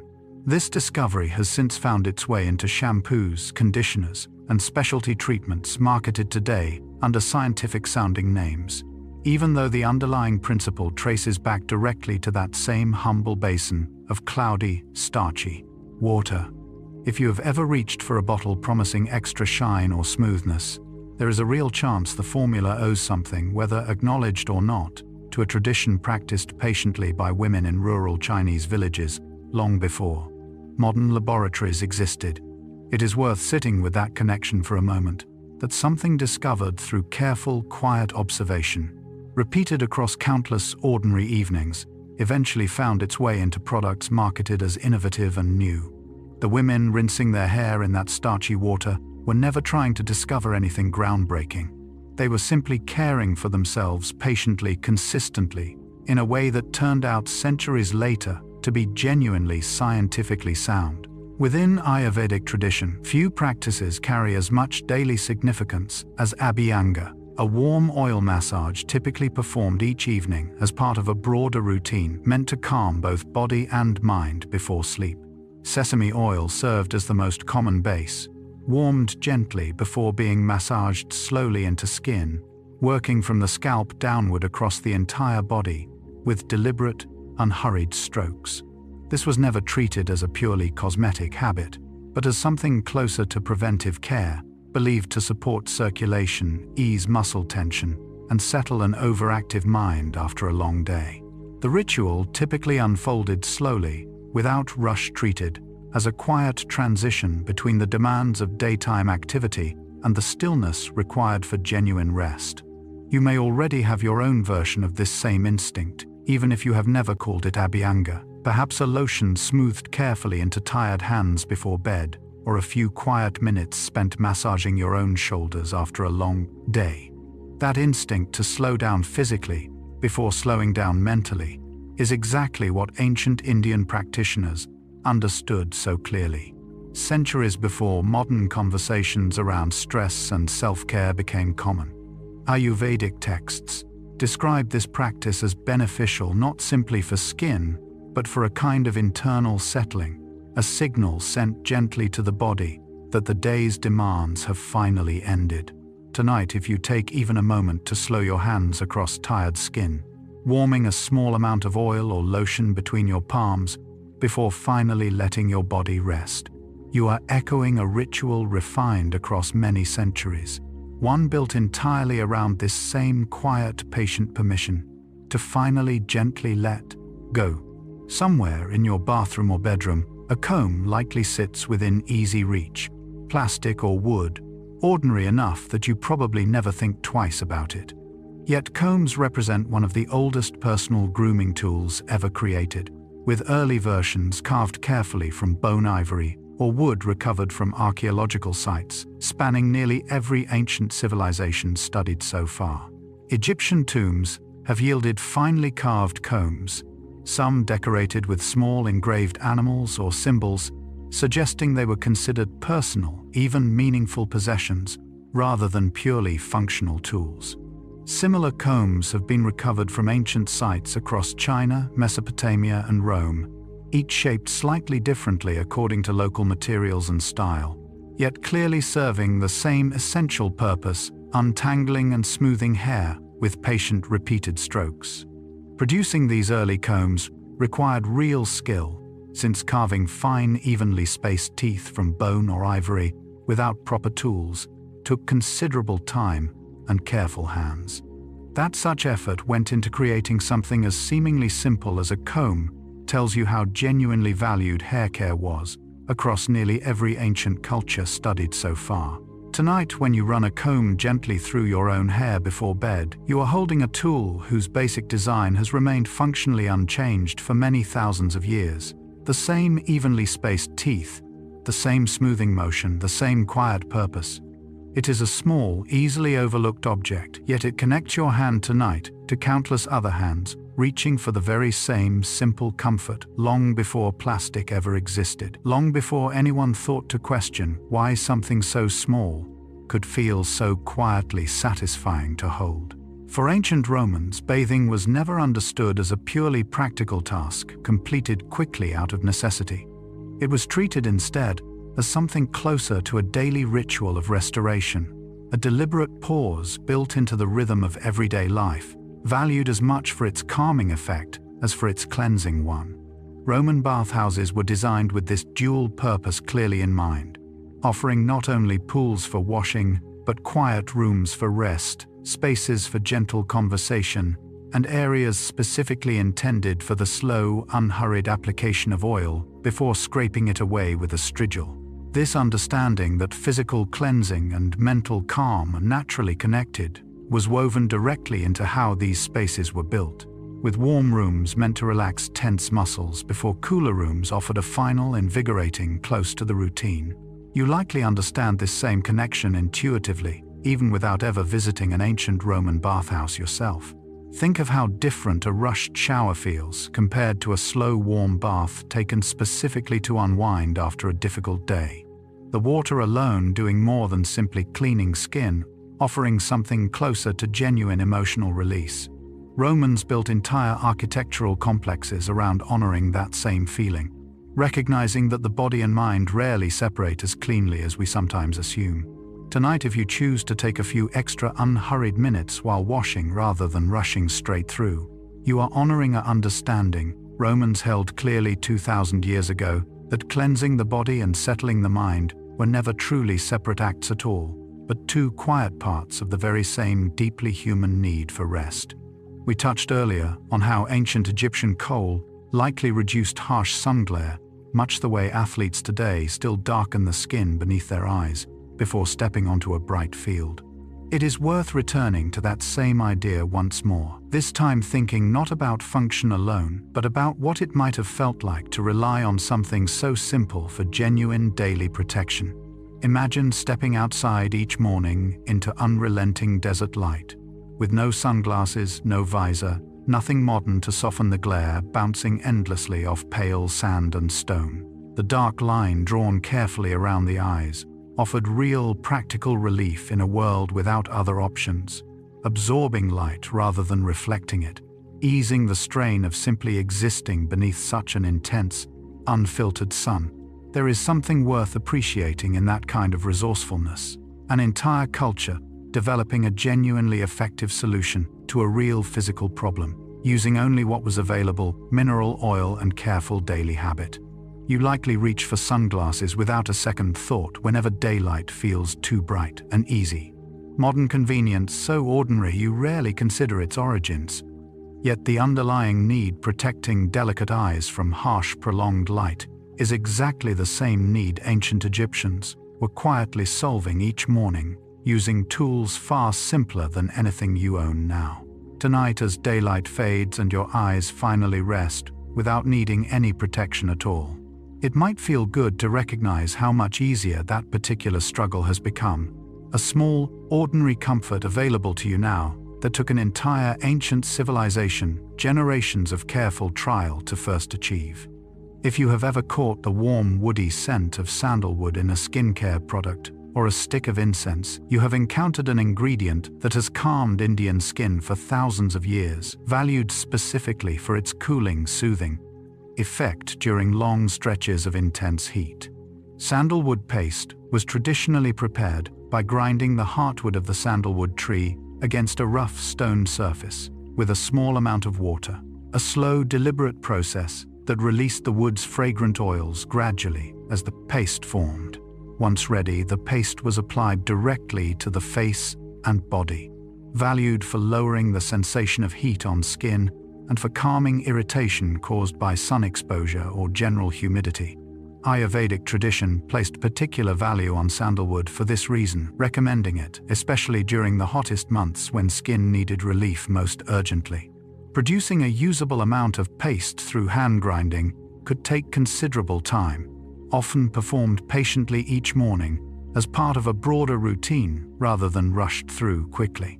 Sandalwood trees themselves grow slowly, taking decades to mature enough for their heartwood to develop the deep fragrance so highly prized, which meant the paste itself represented a genuinely valuable, carefully sourced ingredient rather than something abundant or easily replaced.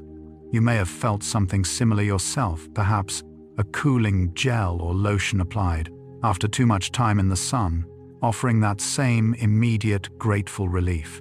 Sandalwood paste offered ancient Indian communities that exact same comfort ground, patiently by hand, applied gently to overheated skin, a small, fragrant act of relief repeated for centuries before cooling lotions ever existed in a bottle. It might seem like a distinctly modern skincare trend, snail mucin appearing in serums and creams marketed for hydration and repair, yet its use actually traces back to ancient Greek medicine, where physicians observed something worth noting about crushed snails applied to inflamed skin. The Greek physician Hippocrates, often regarded as a foundational figure in Western medicine, reportedly recommended a mixture involving crushed snails and sour milk as a treatment for skin inflammation. An early observation that this particular substance seemed to soothe and calm irritated skin more effectively than many alternatives available at the time. Ancient Greek understanding of exactly why this worked was limited, based entirely on observed results rather than any understanding of the specific compounds involved. Yet the underlying discovery proved remarkably durable. Snail secretion actually contains a genuinely active blend of proteins and moisturizing compounds, something modern skincare science eventually confirmed many centuries later, validating an observation first made through simple, patient trial and error in ancient Greece.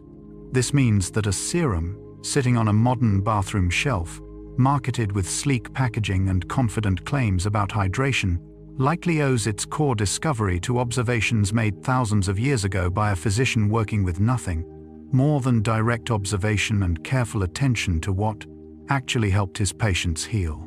It is a reminder that not every skincare breakthrough begins in a modern laboratory. Some trace back instead to quiet, careful observation made long before anyone had the tools to explain why something worked, only the patience to notice repeatedly that it clearly did. Within traditional Japanese beauty practice, camellia oil held a place of particular importance, pressed carefully from the seeds of the camellia flower, and used specifically to protect and soften hair exposed to sun and salt air along Japan's coastal regions. The oil itself was light, absorbing easily without leaving hair feeling heavy or greasy, making it especially suited to daily use among women who wore their hair long and were expected to maintain it in excellent condition. Producing camellia oil required patience, since seeds needed to be carefully harvested, dried and pressed, using techniques refined over generations, often within small family-run operations, located specifically in regions where camellia trees grew abundantly, such as certain coastal areas of Japan. Once pressed, the oil was applied sparingly, worked gently through hair to smooth its texture and add a subtle, healthy shine, particularly valued after long days spent near the sun and salt-laden coastal air, common throughout much of Japan.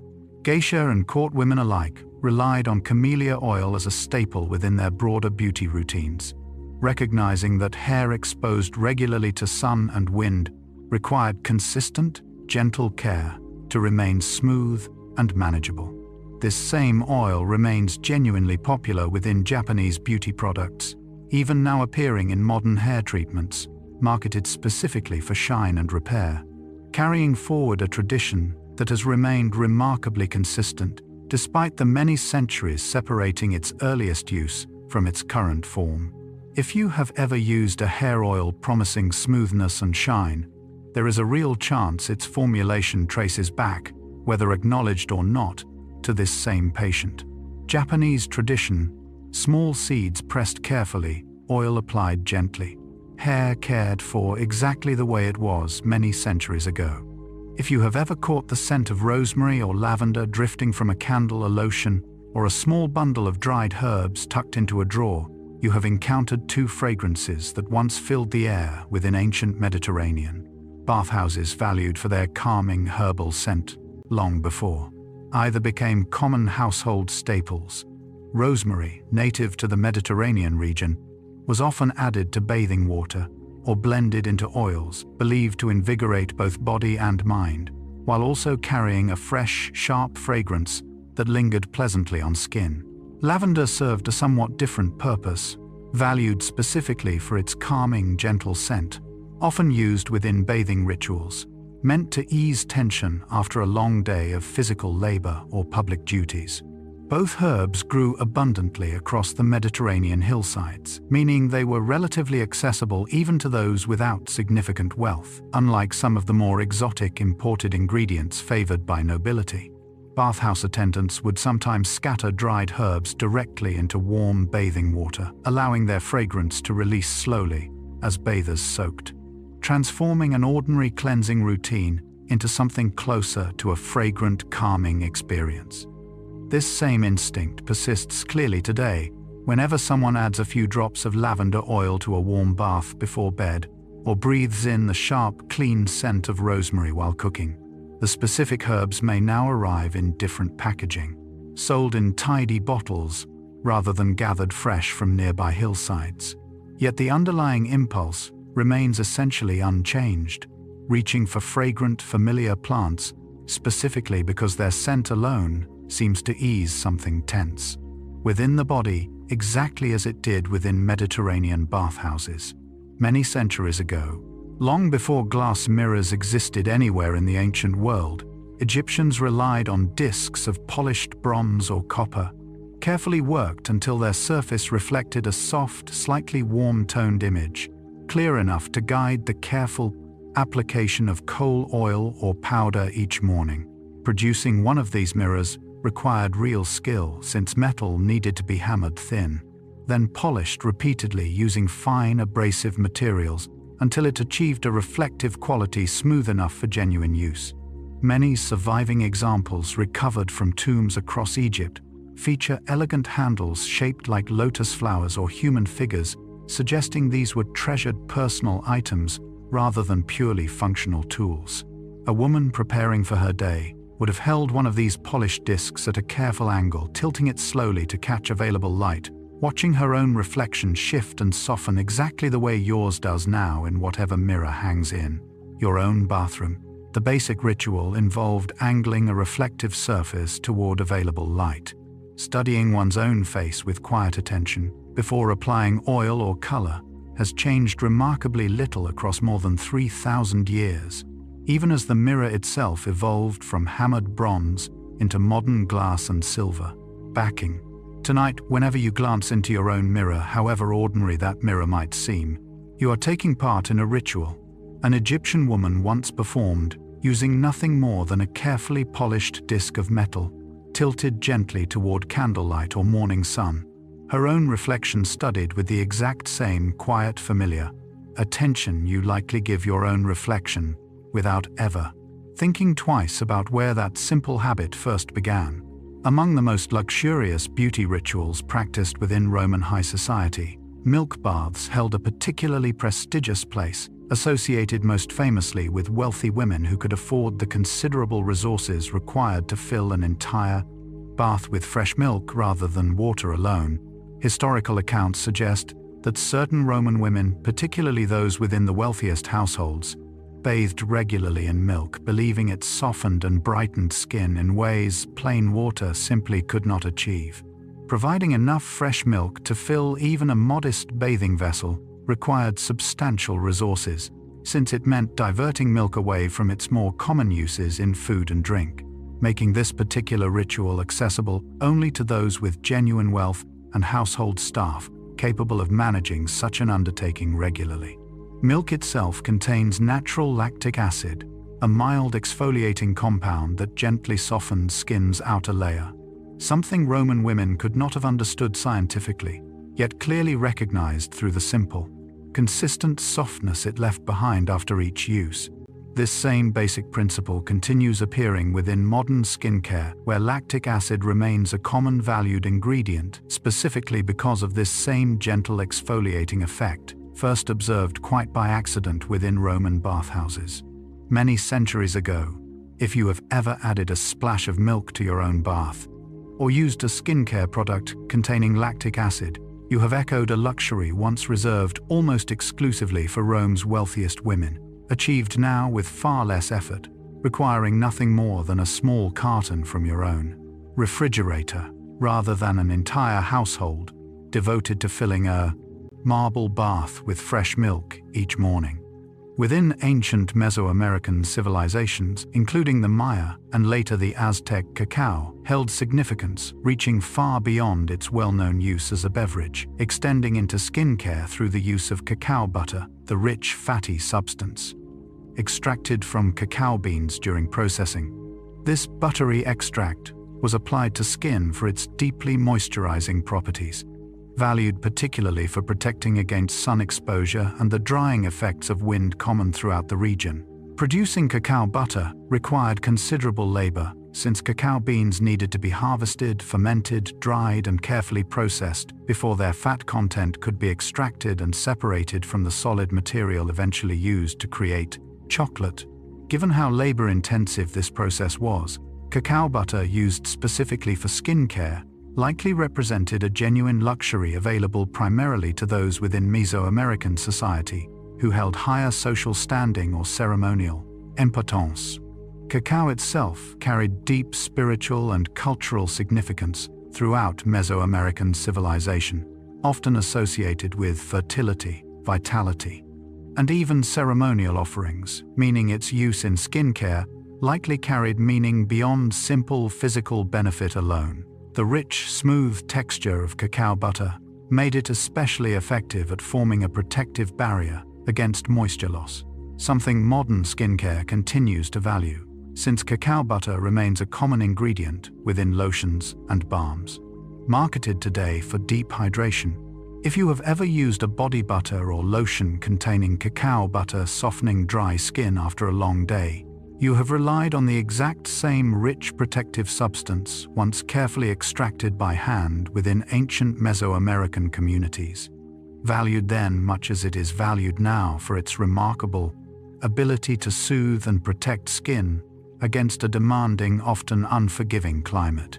If you have ever noticed frankincense or myrrh listed among the ingredients of a luxury facial oil or balm, you have encountered two resins that once held deeply sacred significance within ancient Egyptian religious life, used specifically to anoint priests before they entered temple spaces. Considered too holy for ordinary preparation, these resins were burned as incense within temple ceremonies, but also blended into oils applied directly to the skin of priests, believed to purify the body before approaching the gods themselves. Harvesting both resins required real patience, since trees needed to be carefully wounded and left to weep resin slowly over several weeks before it could be collected, dried, and eventually transported north from distant regions along the Arabian Peninsula and the Horn of Africa. Egyptian priests were expected to maintain rigorous standards of physical cleanliness and preparation, treating anointing with these precious oils as an essential part of ritual purity rather than a simple grooming habit. Because both resins had to travel such considerable distances before reaching Egypt, their use was carefully controlled, reserved primarily for temple ceremonies and the households of those wealthy enough to obtain them, rather than distributed widely among ordinary citizens. That same scarcity and reverence has softened considerably over the centuries, and both frankincense and myrrh now appear regularly in skincare products, sold openly in ordinary stores, valued today for their skin's soothing and grounding earthy scent, rather than any specific religious purpose. If you have ever applied an oil containing either resin before settling in for the evening, breathing in that same warm ancient fragrance, You have quietly touched something that once anointed only the most sacred hands in ancient Egypt, now resting easily and gently against your own. There is a particular kind of comfort found in the slow, repeated motion of massaging oil into skin, a comfort that appears to have soothed people across nearly every era and culture we have wandered through so far. Egyptian priests experienced it through ritual anointing before sacred ceremonies. Roman citizens experienced it within grand public bathhouses, oil applied generously before the careful scrape of a strigil. Indian households experienced it nightly through abhyanga. Warmed sesame oil worked slowly across tired limbs before sleep. Mesoamerican communities experienced it through rich cacao butter smoothed carefully over skin exposed to sun and wind. Despite belonging to civilizations separated by oceans, centuries, and entirely different belief systems, each one arrived independently at the same essential gesture: oil warmed gently, worked slowly into skin with deliberate, unhurried care. This consistency suggests something worth sitting with quietly tonight, that the simple physical act of touch, applied gently and with intention, offers a kind of comfort that transcends culture entirely. Something the body seems to recognize and welcome, regardless of where or when it happens. You may already know this feeling yourself, the particular ease that settles in when hands move slowly and deliberately across tired skin, a kind of quiet permission for the body to finally soften after a long day. Tonight, if you take even a few unhurried minutes to massage a little lotion or oil into your own hands or shoulders before sleep, you are joining a gesture repeated by countless generations before you, each one discovering independently and without instruction that gentle touch offers something the body has always understood, even when the mind forgets to notice. Within ancient Greek daily life, olive oil served as far more than a kitchen staple, extending into nearly every aspect of personal care, valued specifically for its ability to keep both skin and hair soft and supple, despite the dry sun. Exposed climate common throughout much of Greece, women applied olive oil directly to skin after bathing, working it in gently to prevent the tightness and dryness that could otherwise develop after washing with the mineral-rich water common in many Greek regions. The same oil was worked through hair as well, applied sparingly to smooth its texture and add a subtle, healthy shine, particularly valued given how much time Greek women spent maintaining long, carefully styled hair.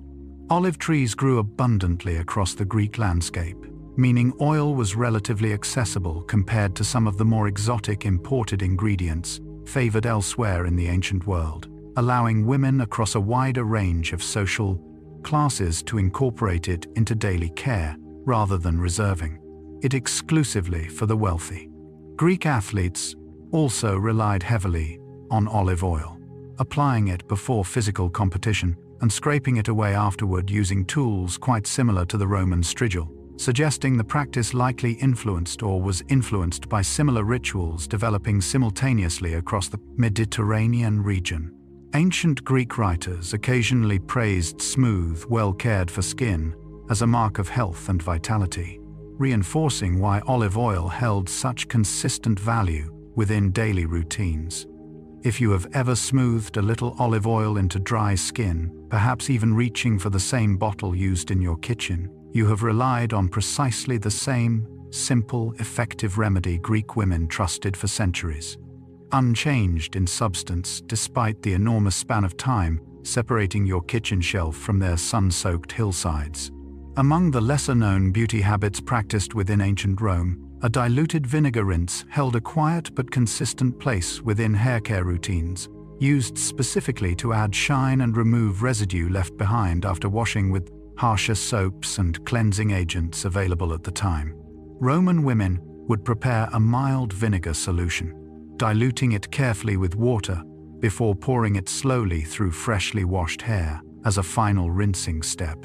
This simple addition helped smooth the hair's outer layer, closing it slightly after washing, which allowed light to reflect more evenly across each strand and created the appearance of noticeably increased shine. Vinegar was relatively easy to produce and access throughout the Roman world, made from fermented wine that had naturally soured, meaning this particular beauty habit remained accessible even to those without significant wealth. Some Roman writers mentioned vinegar rinses, specifically in relation to maintaining lighter or reddish hair tones, suggesting the practice may have also played a subtle role in preserving certain fashionable hair colors between more elaborate dyeing sessions.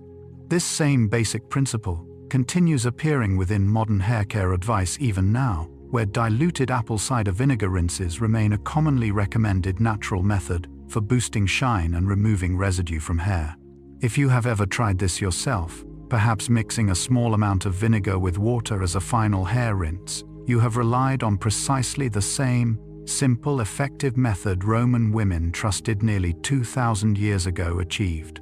Then, with nothing more than soured wine achieved now with a small bottle easily found in almost any kitchen, within ancient Egyptian cosmetic practice, achieving a warm, healthy flush across the cheeks and lips involved red ochre, a naturally occurring iron-rich mineral pigment, ground carefully into a fine powder before being mixed with a small amount of oil or fat to create a workable paste. This mixture was then applied gently to the cheeks and sometimes the lips, creating a soft, rosy tint intended to suggest vitality and good health, much the way modern blush is applied today to achieve a very similar visual effect. Red ochre itself was relatively accessible throughout Egypt, found naturally in certain mineral deposits, meaning this particular cosmetic was likely available across a wider range of social classes rather than reserved exclusively for nobility. Applying the pigment required a careful light touch since too much could easily appear unnaturally intense, rather than achieving the soft, naturally flushed look that was generally preferred. Egyptian women likely applied red ochre using small brushes or their fingertips, blending it carefully along the cheekbones in a technique remarkably similar to how blush is applied using a brush or sponge today.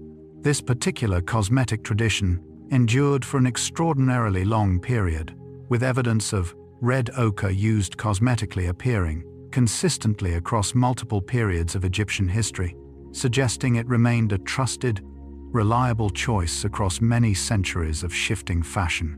If you have ever swept a little blush or a warm-toned cream across your own cheeks, aiming for that same soft, healthy flush, you have echoed a technique ancient Egyptian women relied upon for thousands of years, achieved then with ground mineral and oil, achieved now with a small, compact, resting easily in your own bag. Somewhere in your kitchen, perhaps, beside your other cooking oils, you may keep a jar of coconut oil solid when cool, melting easily into a clear liquid with just a little warmth. That same oil has nourished Indian hair for centuries, applied traditionally as part of regular hair care routines across many regions of India, particularly along the southern coast, where coconut trees grow in great abundance.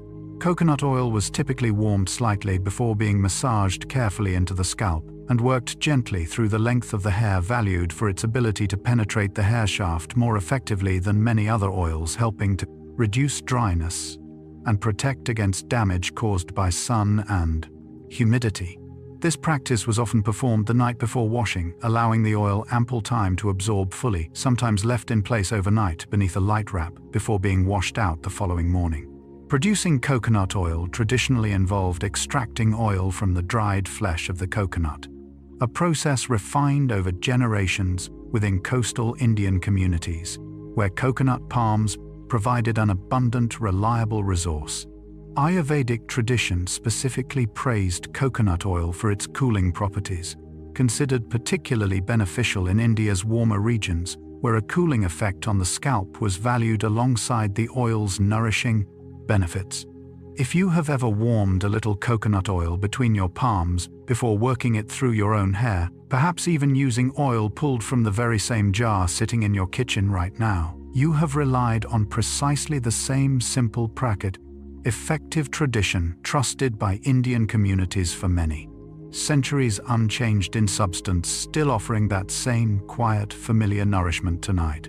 Within certain traditions of ancient Chinese beauty practice, smooth polished stones served a purpose quite similar to tools still recognized and used today, gently massaged across the face to ease tension, encourage circulation, and leave skin looking refreshed after a long day. These stones, often crafted from jade or other smooth, cool minerals, were shaped specifically to fit comfortably within the hand, allowing for slow, deliberate strokes across the cheeks, forehead, and jawline. Jade in particular held additional cultural significance within Chinese tradition, associated with purity, balance, and healing properties, believed to extend beyond simple physical benefit into a more holistic sense of well-being. The cool temperature naturally retained by these polished stones added a soothing, calming sensation as they moved across warm skin, particularly welcomed after a demanding day spent outdoors or engaged in physical labor. Crafting these stones required real skill, since achieving a perfectly smooth, comfortable surface involved careful, patient grinding and polishing, often performed by artisans specializing specifically in jade or stone carving. This practice, once reserved primarily for those within wealthier Chinese households who could access finely carved jade, has experienced a notable modern revival, with jade rollers now widely available and commonly recommended within contemporary skincare routines for very similar reasons, easing tension and encouraging circulation through slow, deliberate motion. If you have ever used a smooth roller or stone across your own face, feeling that same cool, calming sensation move gently along tired skin, you have relied on precisely the same simple, effective tradition ancient Chinese women trusted for centuries, achieved then through carefully carved jade, achieved now through tools remarkably similar in both material and intention. If you have ever reached for a bottle of argan oil prized today for its rich, nourishing quality within hair and skincare products, you have encountered an ingredient with roots reaching deep into the traditions of Berber communities across ancient North Africa, particularly within regions of what is now Morocco. Argan trees grew in a relatively narrow, specific region, meaning the oil pressed from their kernels was never widely abundant, but rather something carefully produced through a slow, labor-intensive process passed down almost entirely among women within these communities. Producing argan oil traditionally involved cracking the extremely hard argan nut by hand, a task requiring real skill and patience, since the shell resisted easily cracking and needed to be struck at precisely the right angle to avoid damaging the kernel inside. Once cracked, kernels were roasted lightly, then ground slowly by hand using stone tools, a process that could take many hours to produce even a modest quantity of finished oil. This labor was typically performed collectively, with groups of Berber women working together, turning production into both a practical necessity and a shared social occasion, much like other communal beauty traditions we have already touched on. Once finished, the oil was applied to skin and hair, valued for its rich, deeply moisturizing properties, particularly useful in a climate defined by dry heat and frequent sun exposure. The argan oil sold today, often marketed within luxury skincare packaging, still originates almost entirely from this same traditional hand-harvesting method, meaning that bottle very likely connects directly back to Berber women, continuing craft practiced by their mothers and grandmothers long before it ever reached international shelves. Within ancient Roman cosmetic practice, achieving a reddened, defined lip color often involved pigment derived from crushed berries, along with other naturally occurring red substances such as red ochre, or among wealthier women imported dyes, extracted from certain insects found in distant regions. Crushed berries offered a relatively accessible option, their natural juice providing a soft, reddish tint that could be applied directly to the lips using a small brush or simply dabbed on using fingertips. This particular method required no elaborate processing, making it available even to Roman women outside the wealthiest households, unlike some of the more expensive imported pigments favored by nobility. Achieving a longer-lasting color sometimes involved mixing berry pigment with a small amount of fat or oil, helping the color adhere more evenly and resist fading as quickly throughout the day. Roman writers occasionally commented on lip color, specifically suggesting it held real social significance, with certain shades associated at different points with youthfulness, vitality, or simply careful, deliberate self-presentation. The specific berries used likely varied by region and season, meaning the exact shade achieved could shift somewhat, depending on what was locally available at any given time, adding a kind of natural seasonal variation to what was otherwise a fairly consistent daily practice. If you have ever pressed a stained fingertip gently against your lips after eating fresh berries, noticing the soft tint left behind, you have stumbled quite by accident onto precisely the same simple method Roman women once relied upon. Deliberately achieved, then through careful preparation achieved. Now through nothing more than a passing, unplanned moment with a bowl of fresh fruit. Roman bathing was rarely, if ever, treated as a solitary or purely private activity, but was instead built specifically around shared communal space, where cleansing became inseparable from conversation, connection, and quiet companionship. Public bathhouses welcomed people from a wide range of social backgrounds, meaning senators, merchants, and ordinary citizens might move through the same warm pools and cooling rooms within a single afternoon, sharing the same essential experience despite their otherwise vastly different daily lives. Conversations flowed easily within these spaces. Business arrangements were sometimes discussed, friendships maintained, and news exchanged, all while bathers moved slowly between rooms of varying temperature, oiling their skin, scraping it clean, and finally relaxing within warm or cool water depending on personal preference.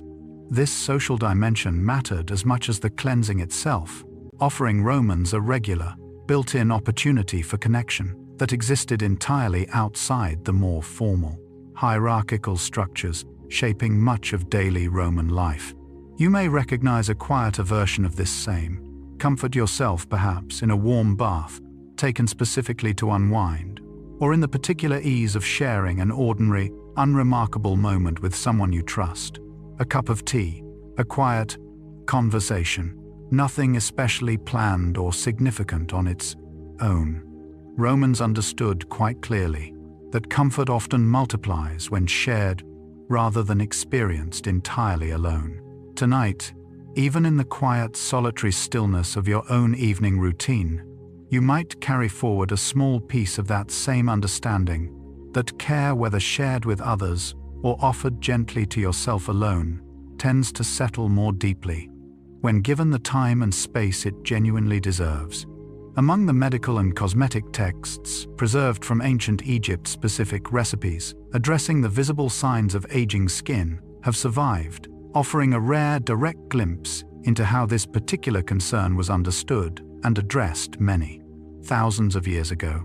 One such recipe, referenced within an Egyptian medical text, describes a blend combining frankincense resin with moringa oil, intended to be worked gently into skin believed to be losing its youthful firmness and smoothness. Frankincense resin, once ground into a fine powder, was thought to help tighten and refresh skin's appearance, while moringa oil provided the moisture and softness needed to prevent the mixture from feeling harsh or drying when applied. This particular combination required real preparation, since frankincense needed to be sourced from distant trade routes before it could ever reach Egyptian households, meaning treatments aimed at aging skin likely remained more accessible to wealthier individuals capable of affording imported resin on a regular basis. The existence of such a specific, deliberately formulated recipe tells us something meaningful: that concern over visible aging was not a uniquely modern preoccupation, but something ancient Egyptians also noticed, discussed, and actively worked to address using whatever ingredients and knowledge were available to them at the time. Physicians and cosmetic practitioners clearly experimented, tested, and refined these formulas across generations, treating skin's changing texture as a genuine, worthwhile concern rather than something to simply accept without any response. It offers a strangely comforting thought that this particular deeply human worry, watching skin slowly change over time, has quietly connected people across an almost unimaginable stretch of years, each generation reaching for whatever gentle remedy seemed most likely to help. Sesame oil held a particularly central place within ancient Indian daily life. Valued not only for cooking but as the preferred base for abhyanga, the warm oil massage performed regularly, often each evening as part of a broader Ayurvedic approach to maintaining both physical and mental well-being. Unlike lighter oils, sesame oil was valued specifically for its slightly heavier, deeply penetrating quality, believed to nourish skin more thoroughly, while also offering a grounding, calming effect when massaged slowly into the body before rest. The oil was typically warmed gently before use, since heat was believed to enhance both its absorption and its overall therapeutic effect, and applied using slow, deliberate strokes moving from the scalp downward across the entire body. This was never treated as an occasional indulgence reserved for special circumstances, but as a consistent, near-daily practice woven into the ordinary rhythm of life, performed by households across a wide range of social classes, rather than limited exclusively to wealth or status. Ayurvedic texts describe this ritual as beneficial for easing physical tension accumulated throughout the day, while also settling an overactive mind, treating body and mind as genuinely connected rather than separate concerns requiring entirely different forms of care. Sesame oil massage remains genuinely common within many Indian households even now, passed down through direct practice rather than fading into something purely historical or ceremonial. If you have ever massaged a warmed oil or lotion into your own skin before settling into bed tonight, feeling tension slowly ease from tired muscles, you have echoed a ritual practiced consistently across Indian households for many centuries. One built entirely around this same quiet, patient permission to finally rest. Among the more delicate beauty tools developed within ancient Japanese tradition, silk cocoons held a particular specific purpose, used gently against the skin as a natural, extremely soft exfoliating tool, believed to smooth texture, encourage a subtle, healthy glow. Silk cocoons harvested during the production of silk thread were sometimes set aside before processing specifically for this cosmetic purpose, their naturally soft, slightly textured surface making them well suited for gentle use against delicate facial skin. A cocoon would typically be soaked briefly in warm water to soften it further before being rubbed gently across the face in slow circular motions, a technique believed to lift away dead skin cells while also delivering a small amount of naturally occurring proteins present within the silk fiber itself. This practice required a genuinely light touch, since silk, while soft, still needed to be used with real care to avoid any unnecessary irritation, particularly given how highly ancient Japanese beauty culture valued smooth, even, carefully maintained skin. Silk production itself represented a significant undertaking within Japanese society, meaning cocoons set aside for cosmetic rather than textile use likely reflected a genuine, deliberate choice rather than simple convenience. This same basic concept has experienced a notable modern revival, with silk cocoon facial tools now sold commercially, marketed for very similar gentle exfoliating benefits within contemporary skincare routines. If you have ever used a soft cloth or gentle exfoliating tool to smooth your own skin before bed tonight, you have echoed a delicate, careful tradition once practiced by Japanese women centuries ago, achieved then through soaked silk cocoons, achieved now through tools remarkably similar in both gentleness and intention. Along the banks of the Nile River, both Nubian and Egyptian women independently discovered the beauty benefits of clay, drawing directly from the rich mineral-heavy mud deposited naturally by the river's regular seasonal flooding. This clay was gathered carefully, then applied directly to the face and body as a mask left to dry gradually before being rinsed away. Valued for its ability to draw out excess oil and impurities from the skin while leaving behind a noticeably smoother, refreshed texture. Nile mud in particular contained a naturally rich mineral composition, including trace amounts of iron and other beneficial compounds, which likely contributed to its effectiveness as a cleansing and clarifying treatment. Even though ancient users understood this only through observed results rather than any scientific analysis. Nubian and Egyptian beauty traditions, though distinct in many respects, shared this particular practice quite closely, likely influenced by their shared proximity to the same river and its predictable life-giving seasonal cycle of flooding and mineral-rich deposits. Applying a clay mask required real patience, since the mixture needed adequate time to dry fully before it could be gently rinsed away, offering a natural built-in pause within an otherwise busy day. This same basic practice remains extremely common within skincare routines today, with clay masks widely available and consistently recommended for very similar clarifying, refreshing benefits. If you have ever applied a clay mask yourself, waiting patiently as it dried and tightened gently across your skin before rinsing it away, you have relied on precisely the same mineral-rich remedy trusted by women along the Nile. Thousands of years ago, achieved then through careful river mud, achieved now through a jar, easily found in nearly any store. Within Persian beauty tradition, hair was rarely left unscented, with rose and jasmine oils serving as the preferred choice for adding a soft, lingering fragrance to hair that was often grown long and cared for with considerable attention.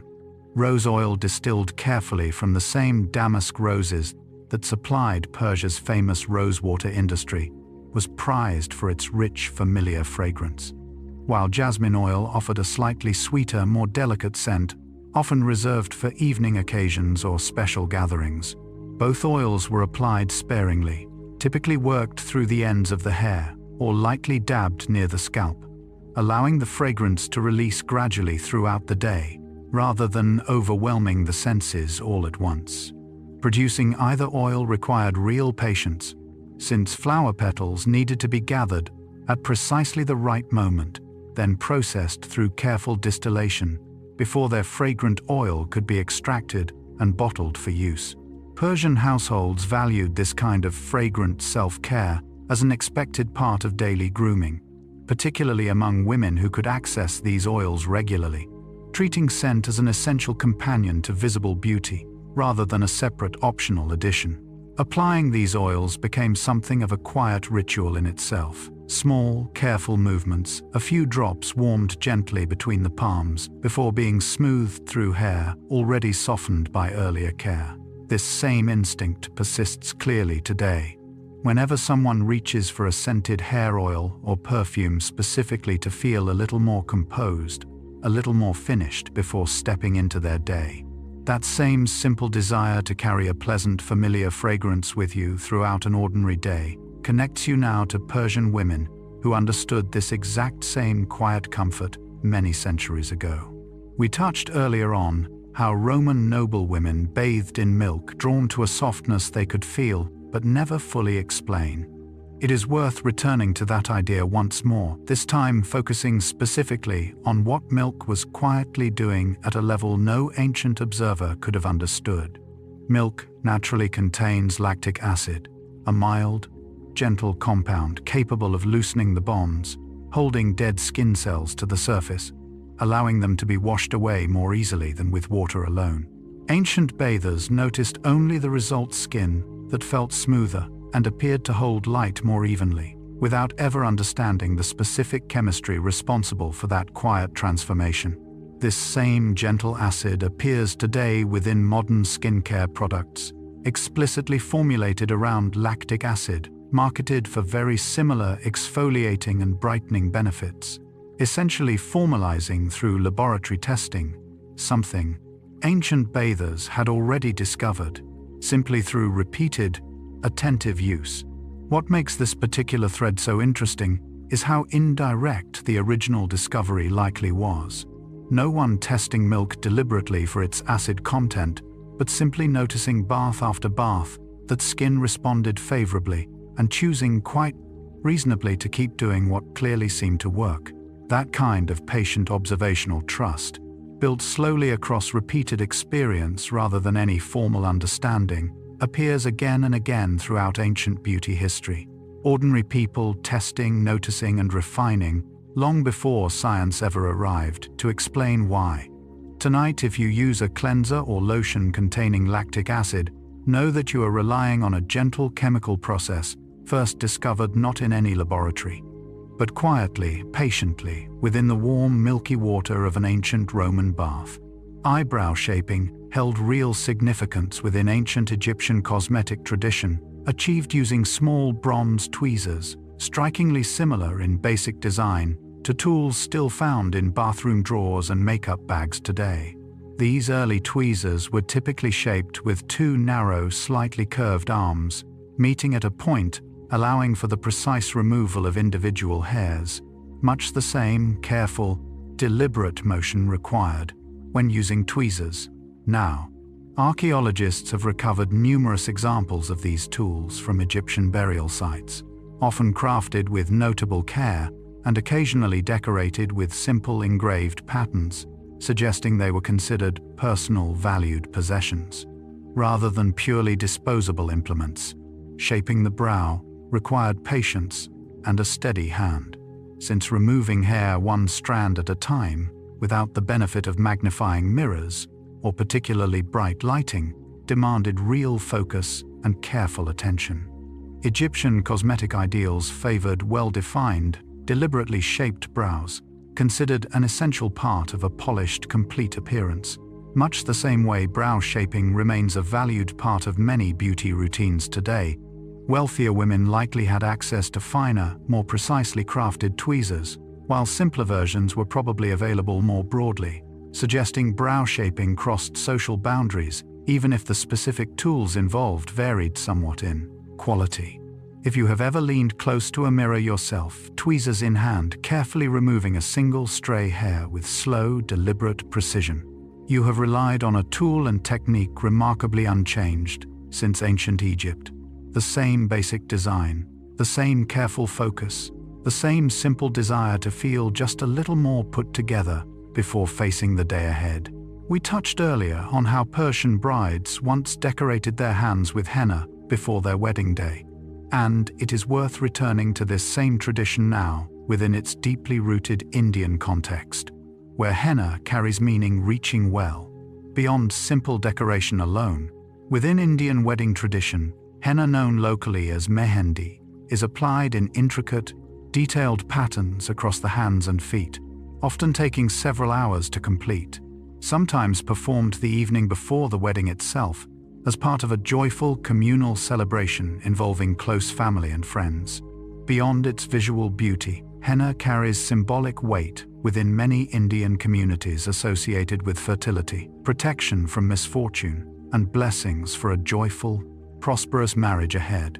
A particular custom holds that the darker the resulting henna stain, the stronger the bond and affection within the marriage, giving the entire process an additional layer of hopeful, playful anticipation as the paste dries and is eventually washed away to reveal its final color. The patterns themselves often hold specific meaning, incorporating symbols associated with good fortune, natural elements, or family blessings, transforming the bride's hands into something closer to a wearable, temporary work of art, carrying genuine emotional significance. This ritual, though ancient in origin, remains fully alive within Indian culture today, practiced with essentially the same care, the same communal gathering, the same hopeful anticipation that has accompanied Indian brides for many centuries. Even now, somewhere tonight, a bride is likely having henna applied to her hands in preparation for her own wedding, continuing a tradition that has quietly connected countless brides across generations, each one carrying forward the same warm, hopeful blessing onto her own skin.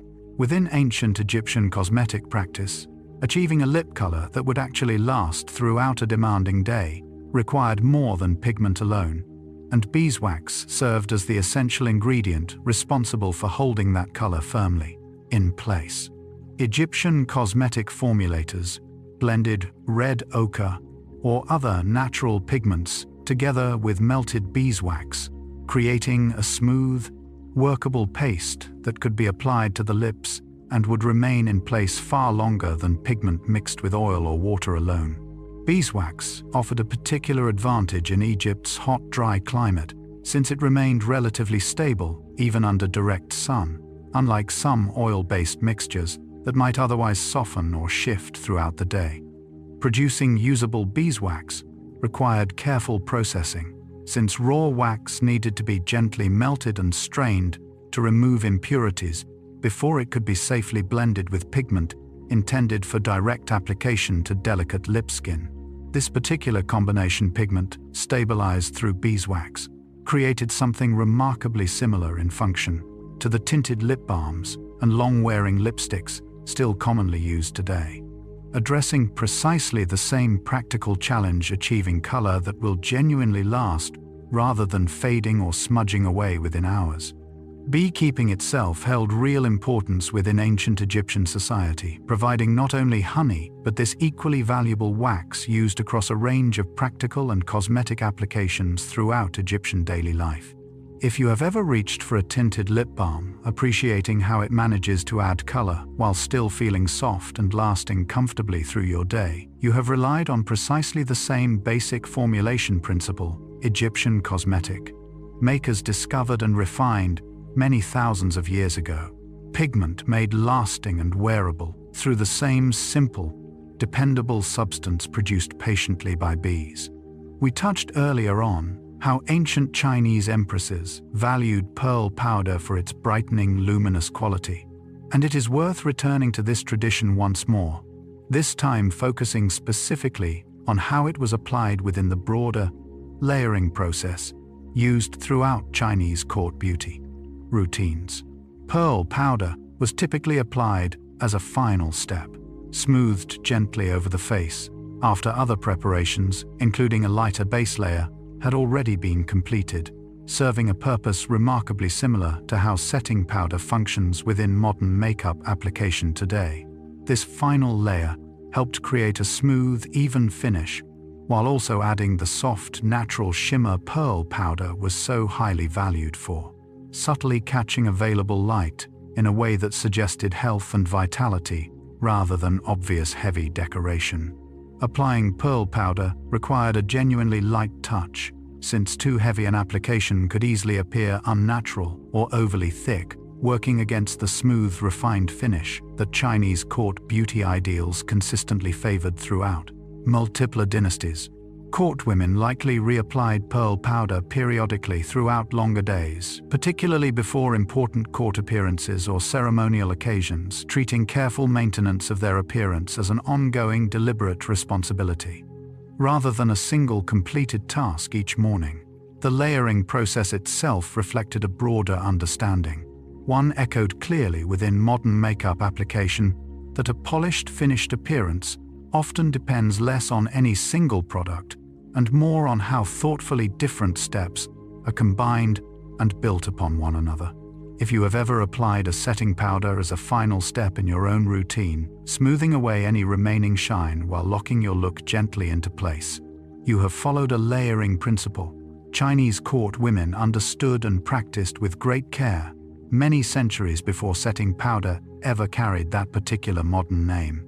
Within ancient Mesopotamian society, perfume bottles were rarely treated as purely functional containers, but were instead crafted with genuine artistic care, shaped from materials like alabaster glass or fine ceramic, and often decorated with careful, deliberate detail, suggesting they were valued as meaningful objects in their own right. Perfume itself held real significance within Mesopotamian daily life, used within religious ceremonies, personal grooming, and social gatherings alike, meaning the container holding such a precious substance was expected to reflect a similar level of care and consideration. Craftspeople specializing in bottle making worked slowly and deliberately, shaping small vessels with narrow necks, specifically designed to control the release of precious, often costly scented oil, preventing waste of a substance that likely required considerable resources and labor to produce in the first place. Some surviving examples feature detailed engravings or carefully applied decorative patterns, suggesting these bottles were sometimes given as gifts, exchanged between individuals as gestures of genuine affection, respect, or gratitude. This tradition, treating a beautifully crafted container as a meaningful gift in its own right, echoes clearly within modern gift-giving as well. Whenever someone chooses a perfume specifically for its bottle design or wraps a beauty product with particular care before presenting it to someone they love, Mesopotamian craftspeople understood something worth remembering, that the vessel holding something precious can itself become a form of genuine care, thoughtfully made rather than simply functional. If you have ever received a beautifully packaged gift and felt that care reflected in the presentation alone, even before opening it, you have experienced something Mesopotamian gift givers understood clearly many thousands of years before gift wrapping ever became a familiar everyday custom. Within ancient Mediterranean beauty practice, particularly across Egypt and parts of Greece, a simple mask combining mashed fig and honey offered a gentle, nourishing treatment for skin left dry or tired after long days spent beneath a demanding sun. Figs softened and mashed into a smooth paste contributed natural sugars and gentle enzymes believed to soften rough patches of skin, while honey added its own well-established soothing antibacterial qualities, working together to create a treatment considerably more effective than either ingredient might offer entirely on its own. Preparing this mask required little more than what many households already had on hand: ripe figs gathered from nearby trees and honey drawn from stored jars, meaning it remained accessible across a fairly wide range of social classes rather than reserved exclusively for the wealthy. The mixture was typically applied directly to the face, left to sit for a period, allowing the natural compounds time to soften and soothe the skin before finally being rinsed away with plain water. This particular combination reflects something worth noticing about many ancient beauty treatments: that genuinely effective care often relied on simple, ordinary ingredients rather than anything rare or elaborately sourced. You may have encountered something remarkably similar yourself, perhaps a homemade mask combining honey with mashed fruit, applied on a quiet evening, specifically to soften tired skin before bed.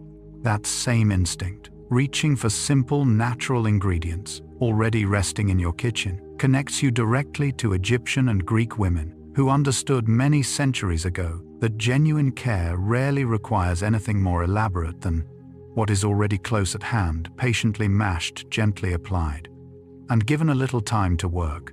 We touched earlier on how shea butter production required an entire day of collective physical labor, and it is worth returning to this tradition once more, this time focusing specifically on how that knowledge survived so consistently across so many generations.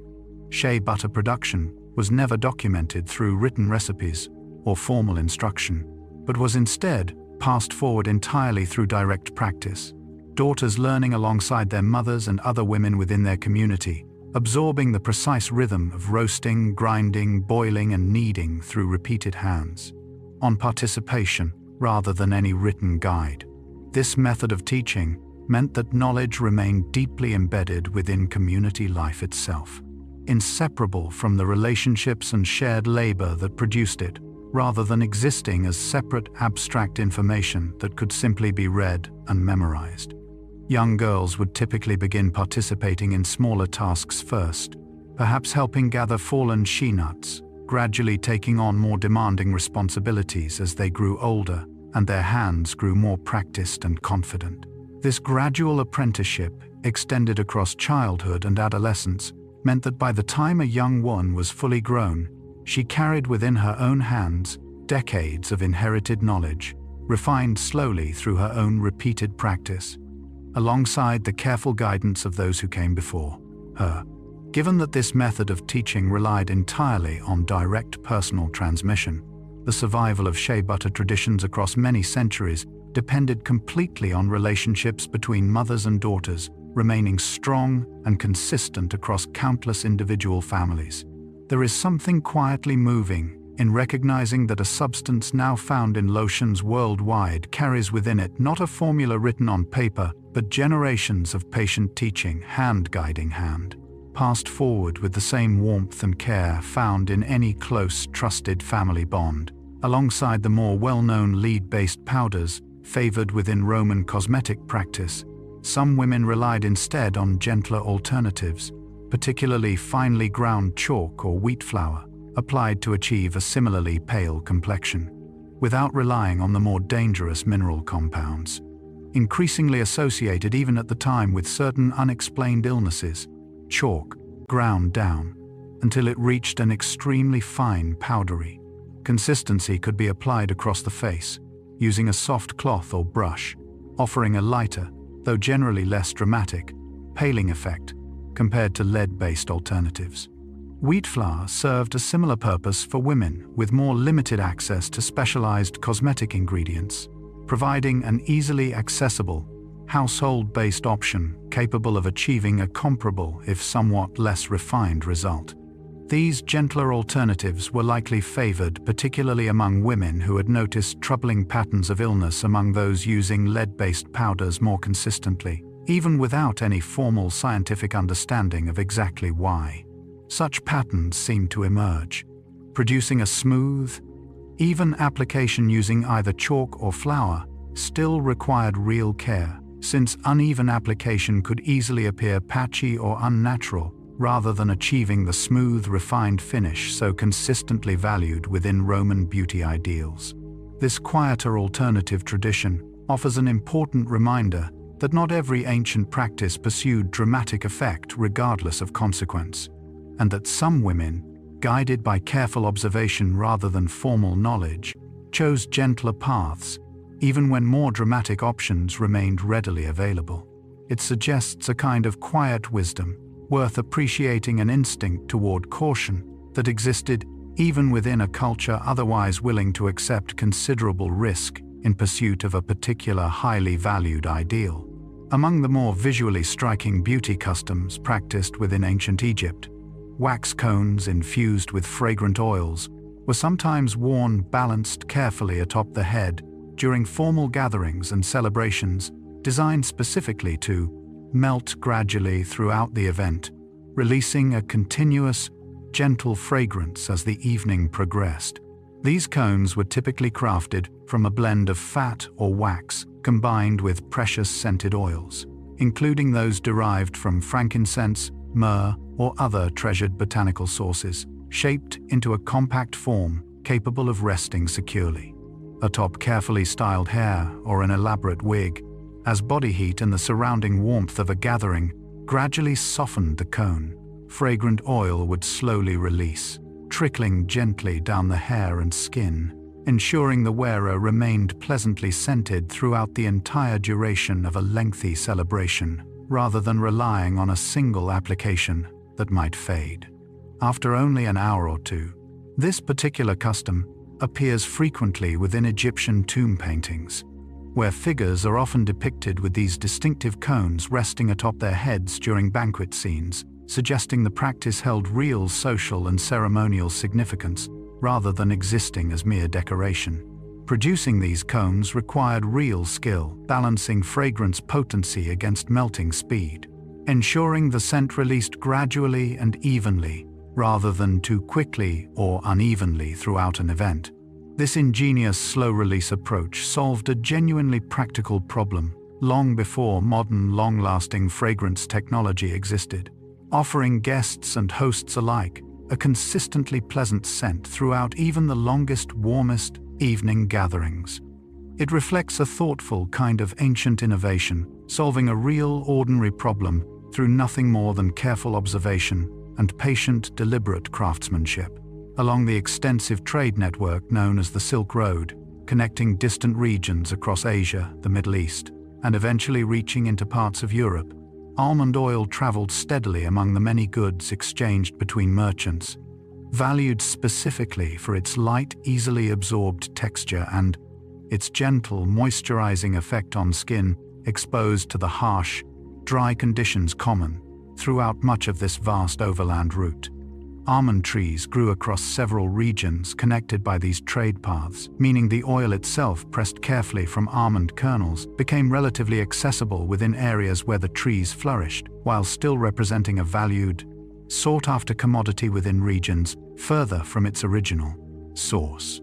Merchants and travelers making the long, demanding journey along the Silk Road likely relied on almond oil themselves, applying it to combat the dryness and windburn common during extended overland travel through varied, often unforgiving, climates.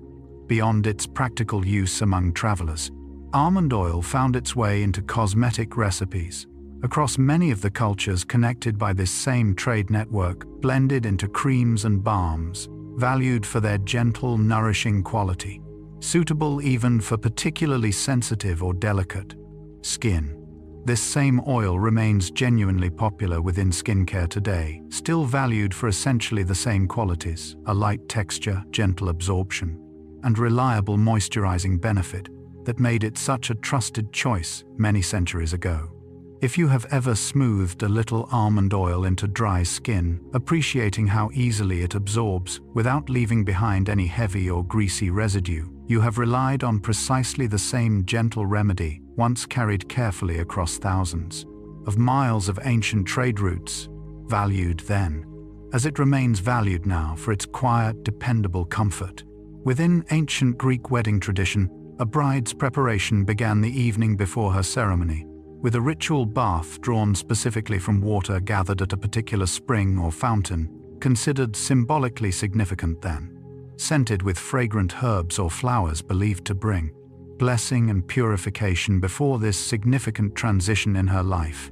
This ritual bath, known within Greek tradition by a specific ceremonial name, was typically prepared and assisted by close female relatives or friends, transforming what might otherwise have been a simple act of cleansing into a meaningful communal gathering, shared among the women closest to the bride.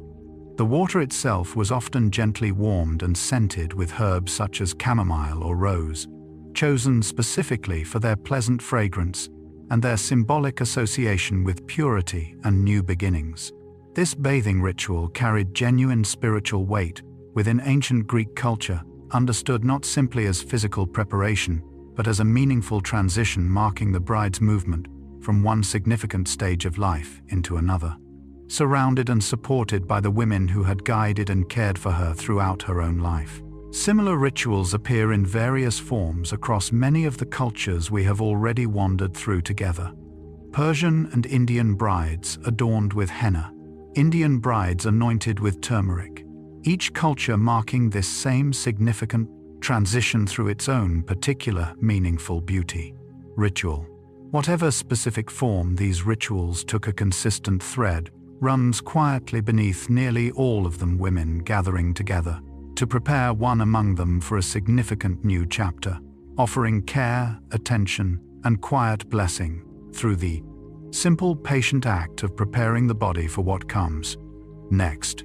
Rosehip oil pressed from the seeds found within the fruit left behind after a rose has bloomed and faded traces its use back to ancient herbal medicine traditions, practiced across several regions, including parts of ancient Greece and among various indigenous communities in the Andes, where rosehips grew abundantly and were valued for their soothing, restorative properties long before modern skincare rediscovered and popularized the ingredient.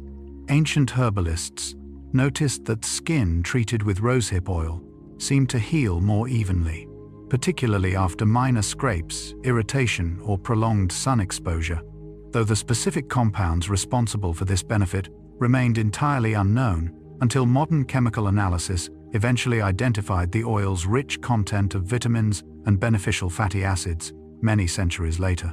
Producing rosehip oil required real patience, since rosehips needed to be gathered after the rose itself had already finished blooming, then carefully processed to extract the oil contained within their small hard seeds, a labor-intensive process quite different from extracting fragrance from the rose petals themselves.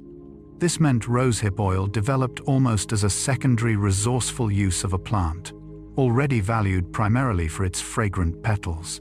Ancient communities finding purpose even within what might otherwise have been considered a discarded, unused portion of the flower. That same instinct, discovering genuine value within something easily overlooked, feels worth carrying forward tonight, a gentle reminder that meaningful comfort sometimes hides within the parts of life we might otherwise pass by too quickly to notice. If you have ever applied rosehip oil to soothe or brighten your own skin, you have relied on a remedy first discovered through the same patient, careful attention ancient herbalists once offered to a small, unassuming seed most people would have simply discarded. We have spent considerable time tonight exploring the practical protective reasons behind ancient Egyptian eye makeup, yet it is worth pausing once more on something equally true, that this daily ritual carried real personal and cultural identity alongside its clear physical benefits. Applying kohl each morning was not treated as an optional, occasional choice, but as a consistent, near-universal daily habit woven so deeply into Egyptian life that its absence would likely have felt genuinely unusual, almost as though something essential were visibly missing. This consistency meant that the careful, deliberate line drawn around the eyes became something closer to a quiet, personal signature, repeated with such regularity that it likely began to feel less like decoration and more like an inseparable part of simply feeling fully, completely oneself each day. You may recognize this same feeling within your own daily routine. Whatever small, consistent habit helps you feel genuinely ready to face your day, whether that involves a particular skincare step, a familiar scent, or simply the quiet, grounding rhythm of preparing yourself with care each morning.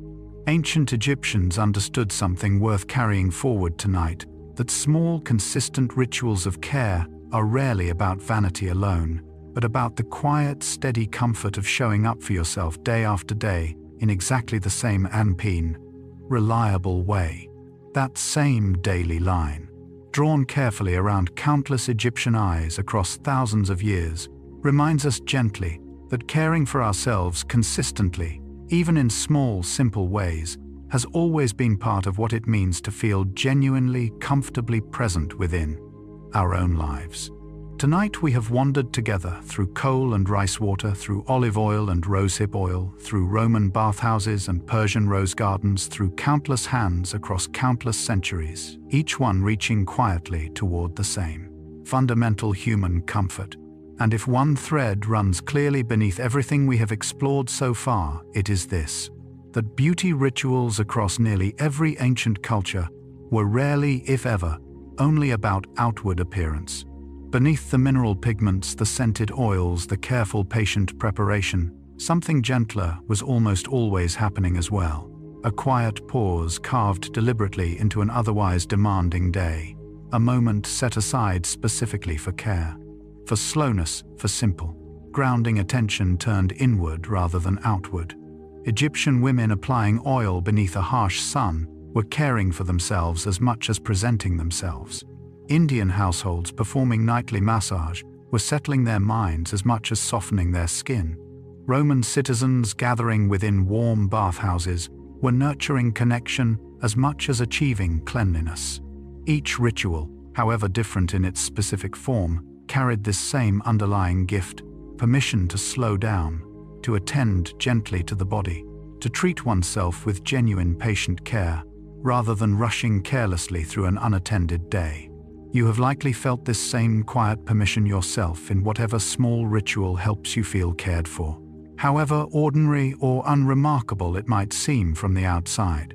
That feeling, it turns out, is not new or modern at all, but ancient, patient, and remarkably consistent, quietly present across nearly the entire span of human history, waiting now gently for you to recognize it fully as your own. Across nearly every culture we have wandered through tonight, from Roman bathhouses to Persian courts, from Japanese evening rituals to Indian nightly massage, a quiet pattern consistently appears near the very end of each bathing ritual. Deliberate slowing, a settling into stillness once the active work of cleansing and care had finally been completed. Roman bathers, after oiling, scraping, and soaking, often moved into quiet, cooler rooms specifically designed for rest, allowing the body to settle gradually rather than stepping abruptly back into the demands of daily life. Persian households, after scenting skin and hair with rose and jasmine, allowed a similar quiet pause before finally retiring for the evening, the fragrance itself seeming to invite a slower, gentler transition into rest. This closing stillness was never treated as incidental, but as an essential final step understood clearly across many ancient cultures as the true completion of any proper ritual of care, a gentle exhale following the more active work that came before it. You are, in a sense, approaching that exact same moment right now, having moved gently through story after story, ritual after ritual, each one settling a little more of your attention inward, a little further from the noise of an ordinary day. Just as ancient bathers understood that stillness was not separate from care, but its natural, necessary conclusion, you might allow yourself that same quiet permission now. There is nothing left to do, nothing further to prepare. The ritual, in its own way, is already complete. What remains now is only the soft, familiar stillness that ancient hands across thousands of years always understood was waiting patiently at the end. As their day drew to its natural close, Egyptian women often returned once more to oil, the same familiar substance that had protected their skin beneath the sun. That morning now applied again in the quiet hours before sleep, smoothed gently across tired arms, shoulders, and hands. This final application was softer in both motion and purpose than the earlier ritual, rarely rushed, rarely performed with practical urgency, but offered instead as a slow, deliberate closing gesture, marking the transition from the demands of daytime into the stillness of night. Moringa oil, or sometimes a gentler blend, infused with a favored fragrance, would be warmed briefly between the palms before being worked patiently into skin already softened by the day's earlier care.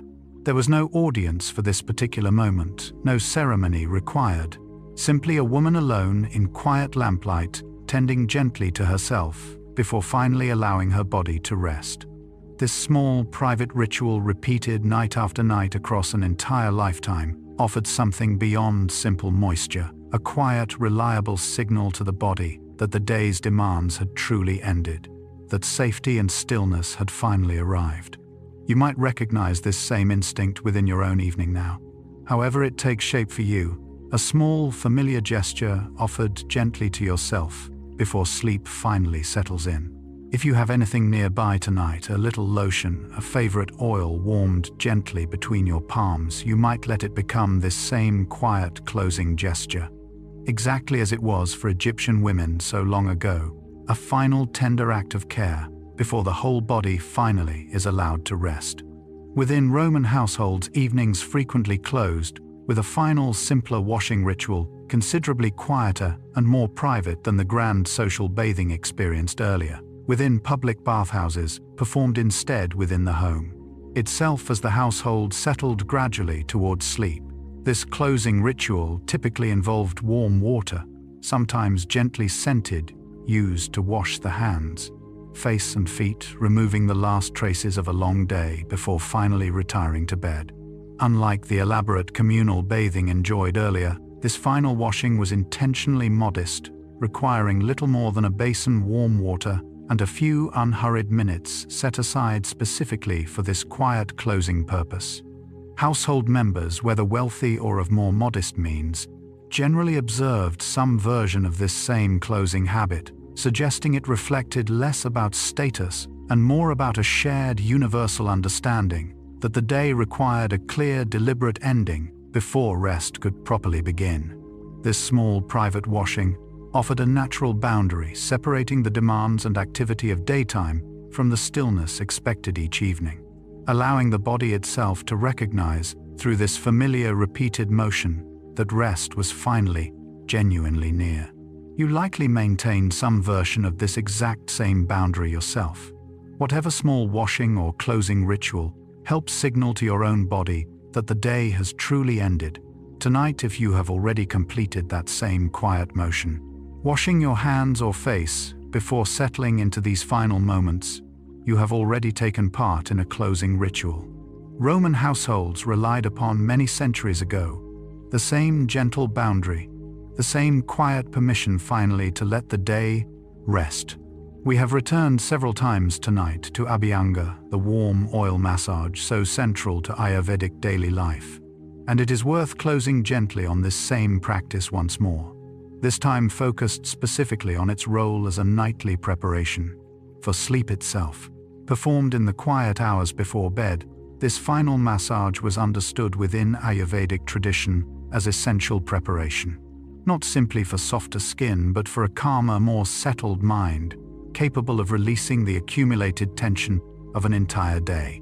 Warm sesame oil worked slowly from the scalp downward across the body, was believed to soothe an overactive nervous system, easing the transition from active wakefulness into the stillness required for genuinely restful sleep. This ritual was never rushed, performed instead with slow, deliberate strokes, allowing enough time for both body and mind to gradually settle together, rather than expecting rest to arrive suddenly or immediately. Ayurvedic tradition placed real value on this unhurried pacing, understanding intuitively that genuine rest could not simply be demanded, but needed to be gently, patiently invited through consistent, caring preparation. Tonight, having spent this time together, moving slowly through story after story, you have in your own way been offered something quite similar, a gradual, unhurried invitation toward rest, rather than an abrupt, sudden ending. If your own body feels a little softer now, a little more settled than when we began, you are experiencing exactly what ancient Indian households understood so clearly, that rest arrives most easily when it is gently invited rather than forced, patiently prepared for, rather than simply expected to appear on its own. Within traditional Japanese beauty practice, evenings often closed with a slow, deliberate hair-brushing ritual, performed patiently using a fine wooden or bone comb, working gently from the ends of the hair upward toward the scalp, in slow, careful strokes repeated many times before finally settling into bed. This ritual served a practical purpose, distributing natural oils evenly along the length of the hair, while gently removing tangles accumulated throughout the day. Yet it also carried something gentler alongside its practical function, a quiet, repetitive motion, understood clearly, to calm the mind as effectively as it smoothed the hair itself. Women performing this ritual alone often found the repeated, rhythmic motion itself becoming a kind of quiet meditation, requiring just enough attention to gently occupy the mind, while requiring nothing urgent or demanding in return.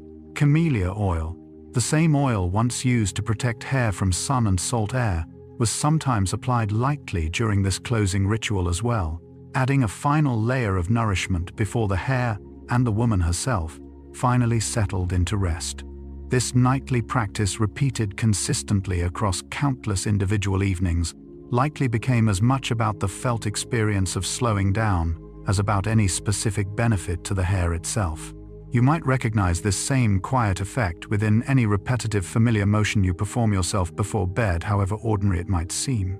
Tonight, as your own attention continues settling gently inward, you are experiencing something very close to what Japanese women once found within their own slow, patient evening ritual, a simple, repeated motion, quietly inviting rest. Within Persian tradition, rest itself was often gently prepared for, well before anyone actually laid down to sleep, with rose oil frequently used to scent bedrooms and sleeping areas, chosen specifically for its soft, familiar fragrance, believed to encourage a calmer, more peaceful state of mind. As evening settled in, a few careful drops might be added to a small dish of water, or lightly dabbed onto bedding itself, allowing the fragrance to release slowly and gently throughout the room, rather than arriving all at once in an overwhelming wave. Rose, already deeply woven throughout so much of Persian daily life, from rosewater used in bathing to rose oil applied to hair, extended naturally into this final closing role as well. Understood as a fragrance capable of easing the mind toward genuine calm, rather than simply adding a pleasant scent for its own sake. This practice reflected a broader Persian understanding we have touched on throughout tonight, that fragrance itself could serve a genuinely calming, almost medicinal purpose, extending well beyond simple decoration into something closer to intentional, emotional care. Preparing a room this way before sleep meant that rest was never treated as something that simply happened on its own, but as something worth gently, deliberately inviting through careful, thoughtful preparation. If you have ever lit a softly scented candle, or added a few drops of a favorite oil to your own pillow before bed, you have relied on precisely this same quiet understanding. Persian households trusted many centuries ago that a familiar, gentle fragrance can offer the mind real, genuine permission to finally, fully let go. As an Egyptian household's final cleansing ritual drew to its close, oil lamps were typically dimmed gradually rather than extinguished, abruptly allowing the transition from evening activity into full darkness to unfold slowly rather than arriving all at once. This gradual dimming mirrored in its own quiet way the broader pacing found throughout so many ancient closing rituals we have explored together tonight. Nothing rushed, nothing abrupt, but a slow, deliberate softening, allowing both mind and body sufficient time to settle naturally into rest. Lamps themselves, fueled typically with oil, and a simple wick could be adjusted gradually, their flame lowered slowly rather than extinguished suddenly, offering just enough remaining light to move safely through final preparations before sleep, while still allowing darkness to gather gently around the edges of the room.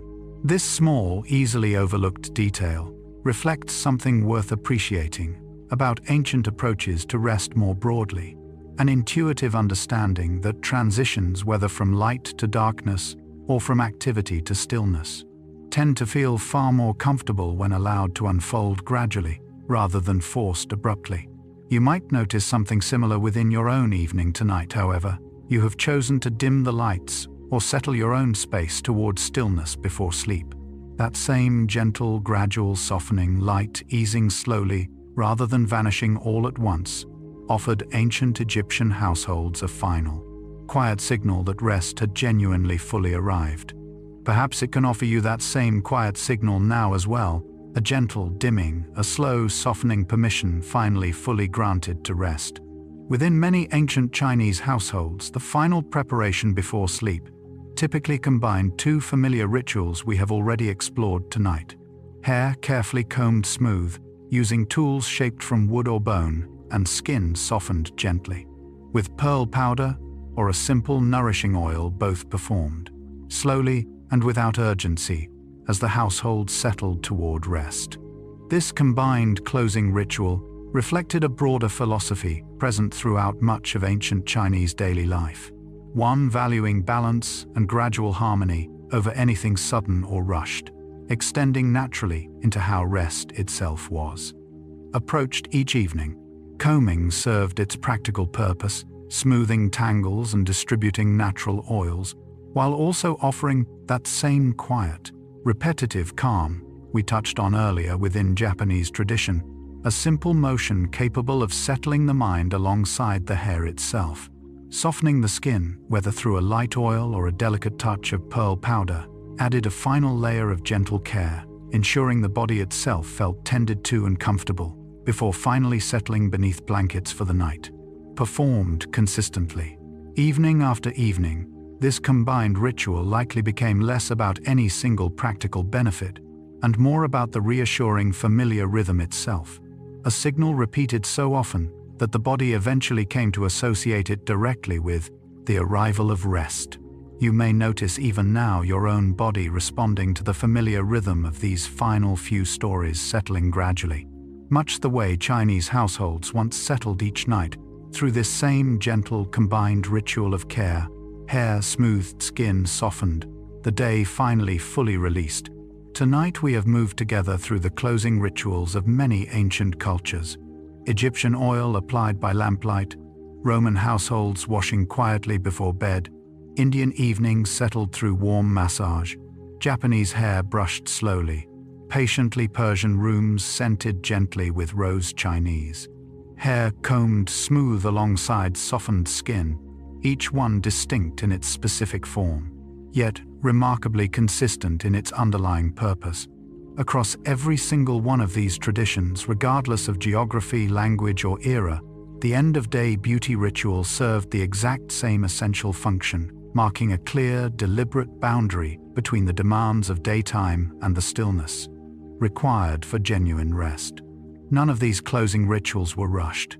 None demanded urgency or haste.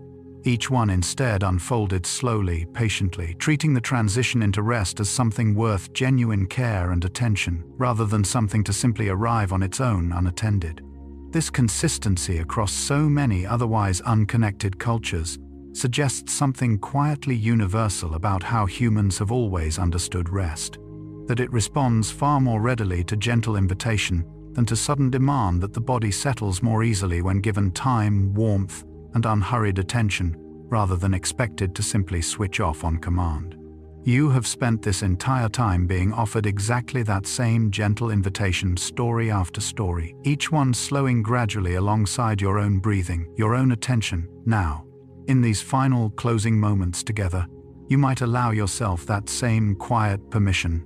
Ancient hands understood so clearly that rest, gently invited, is already patiently waiting for you.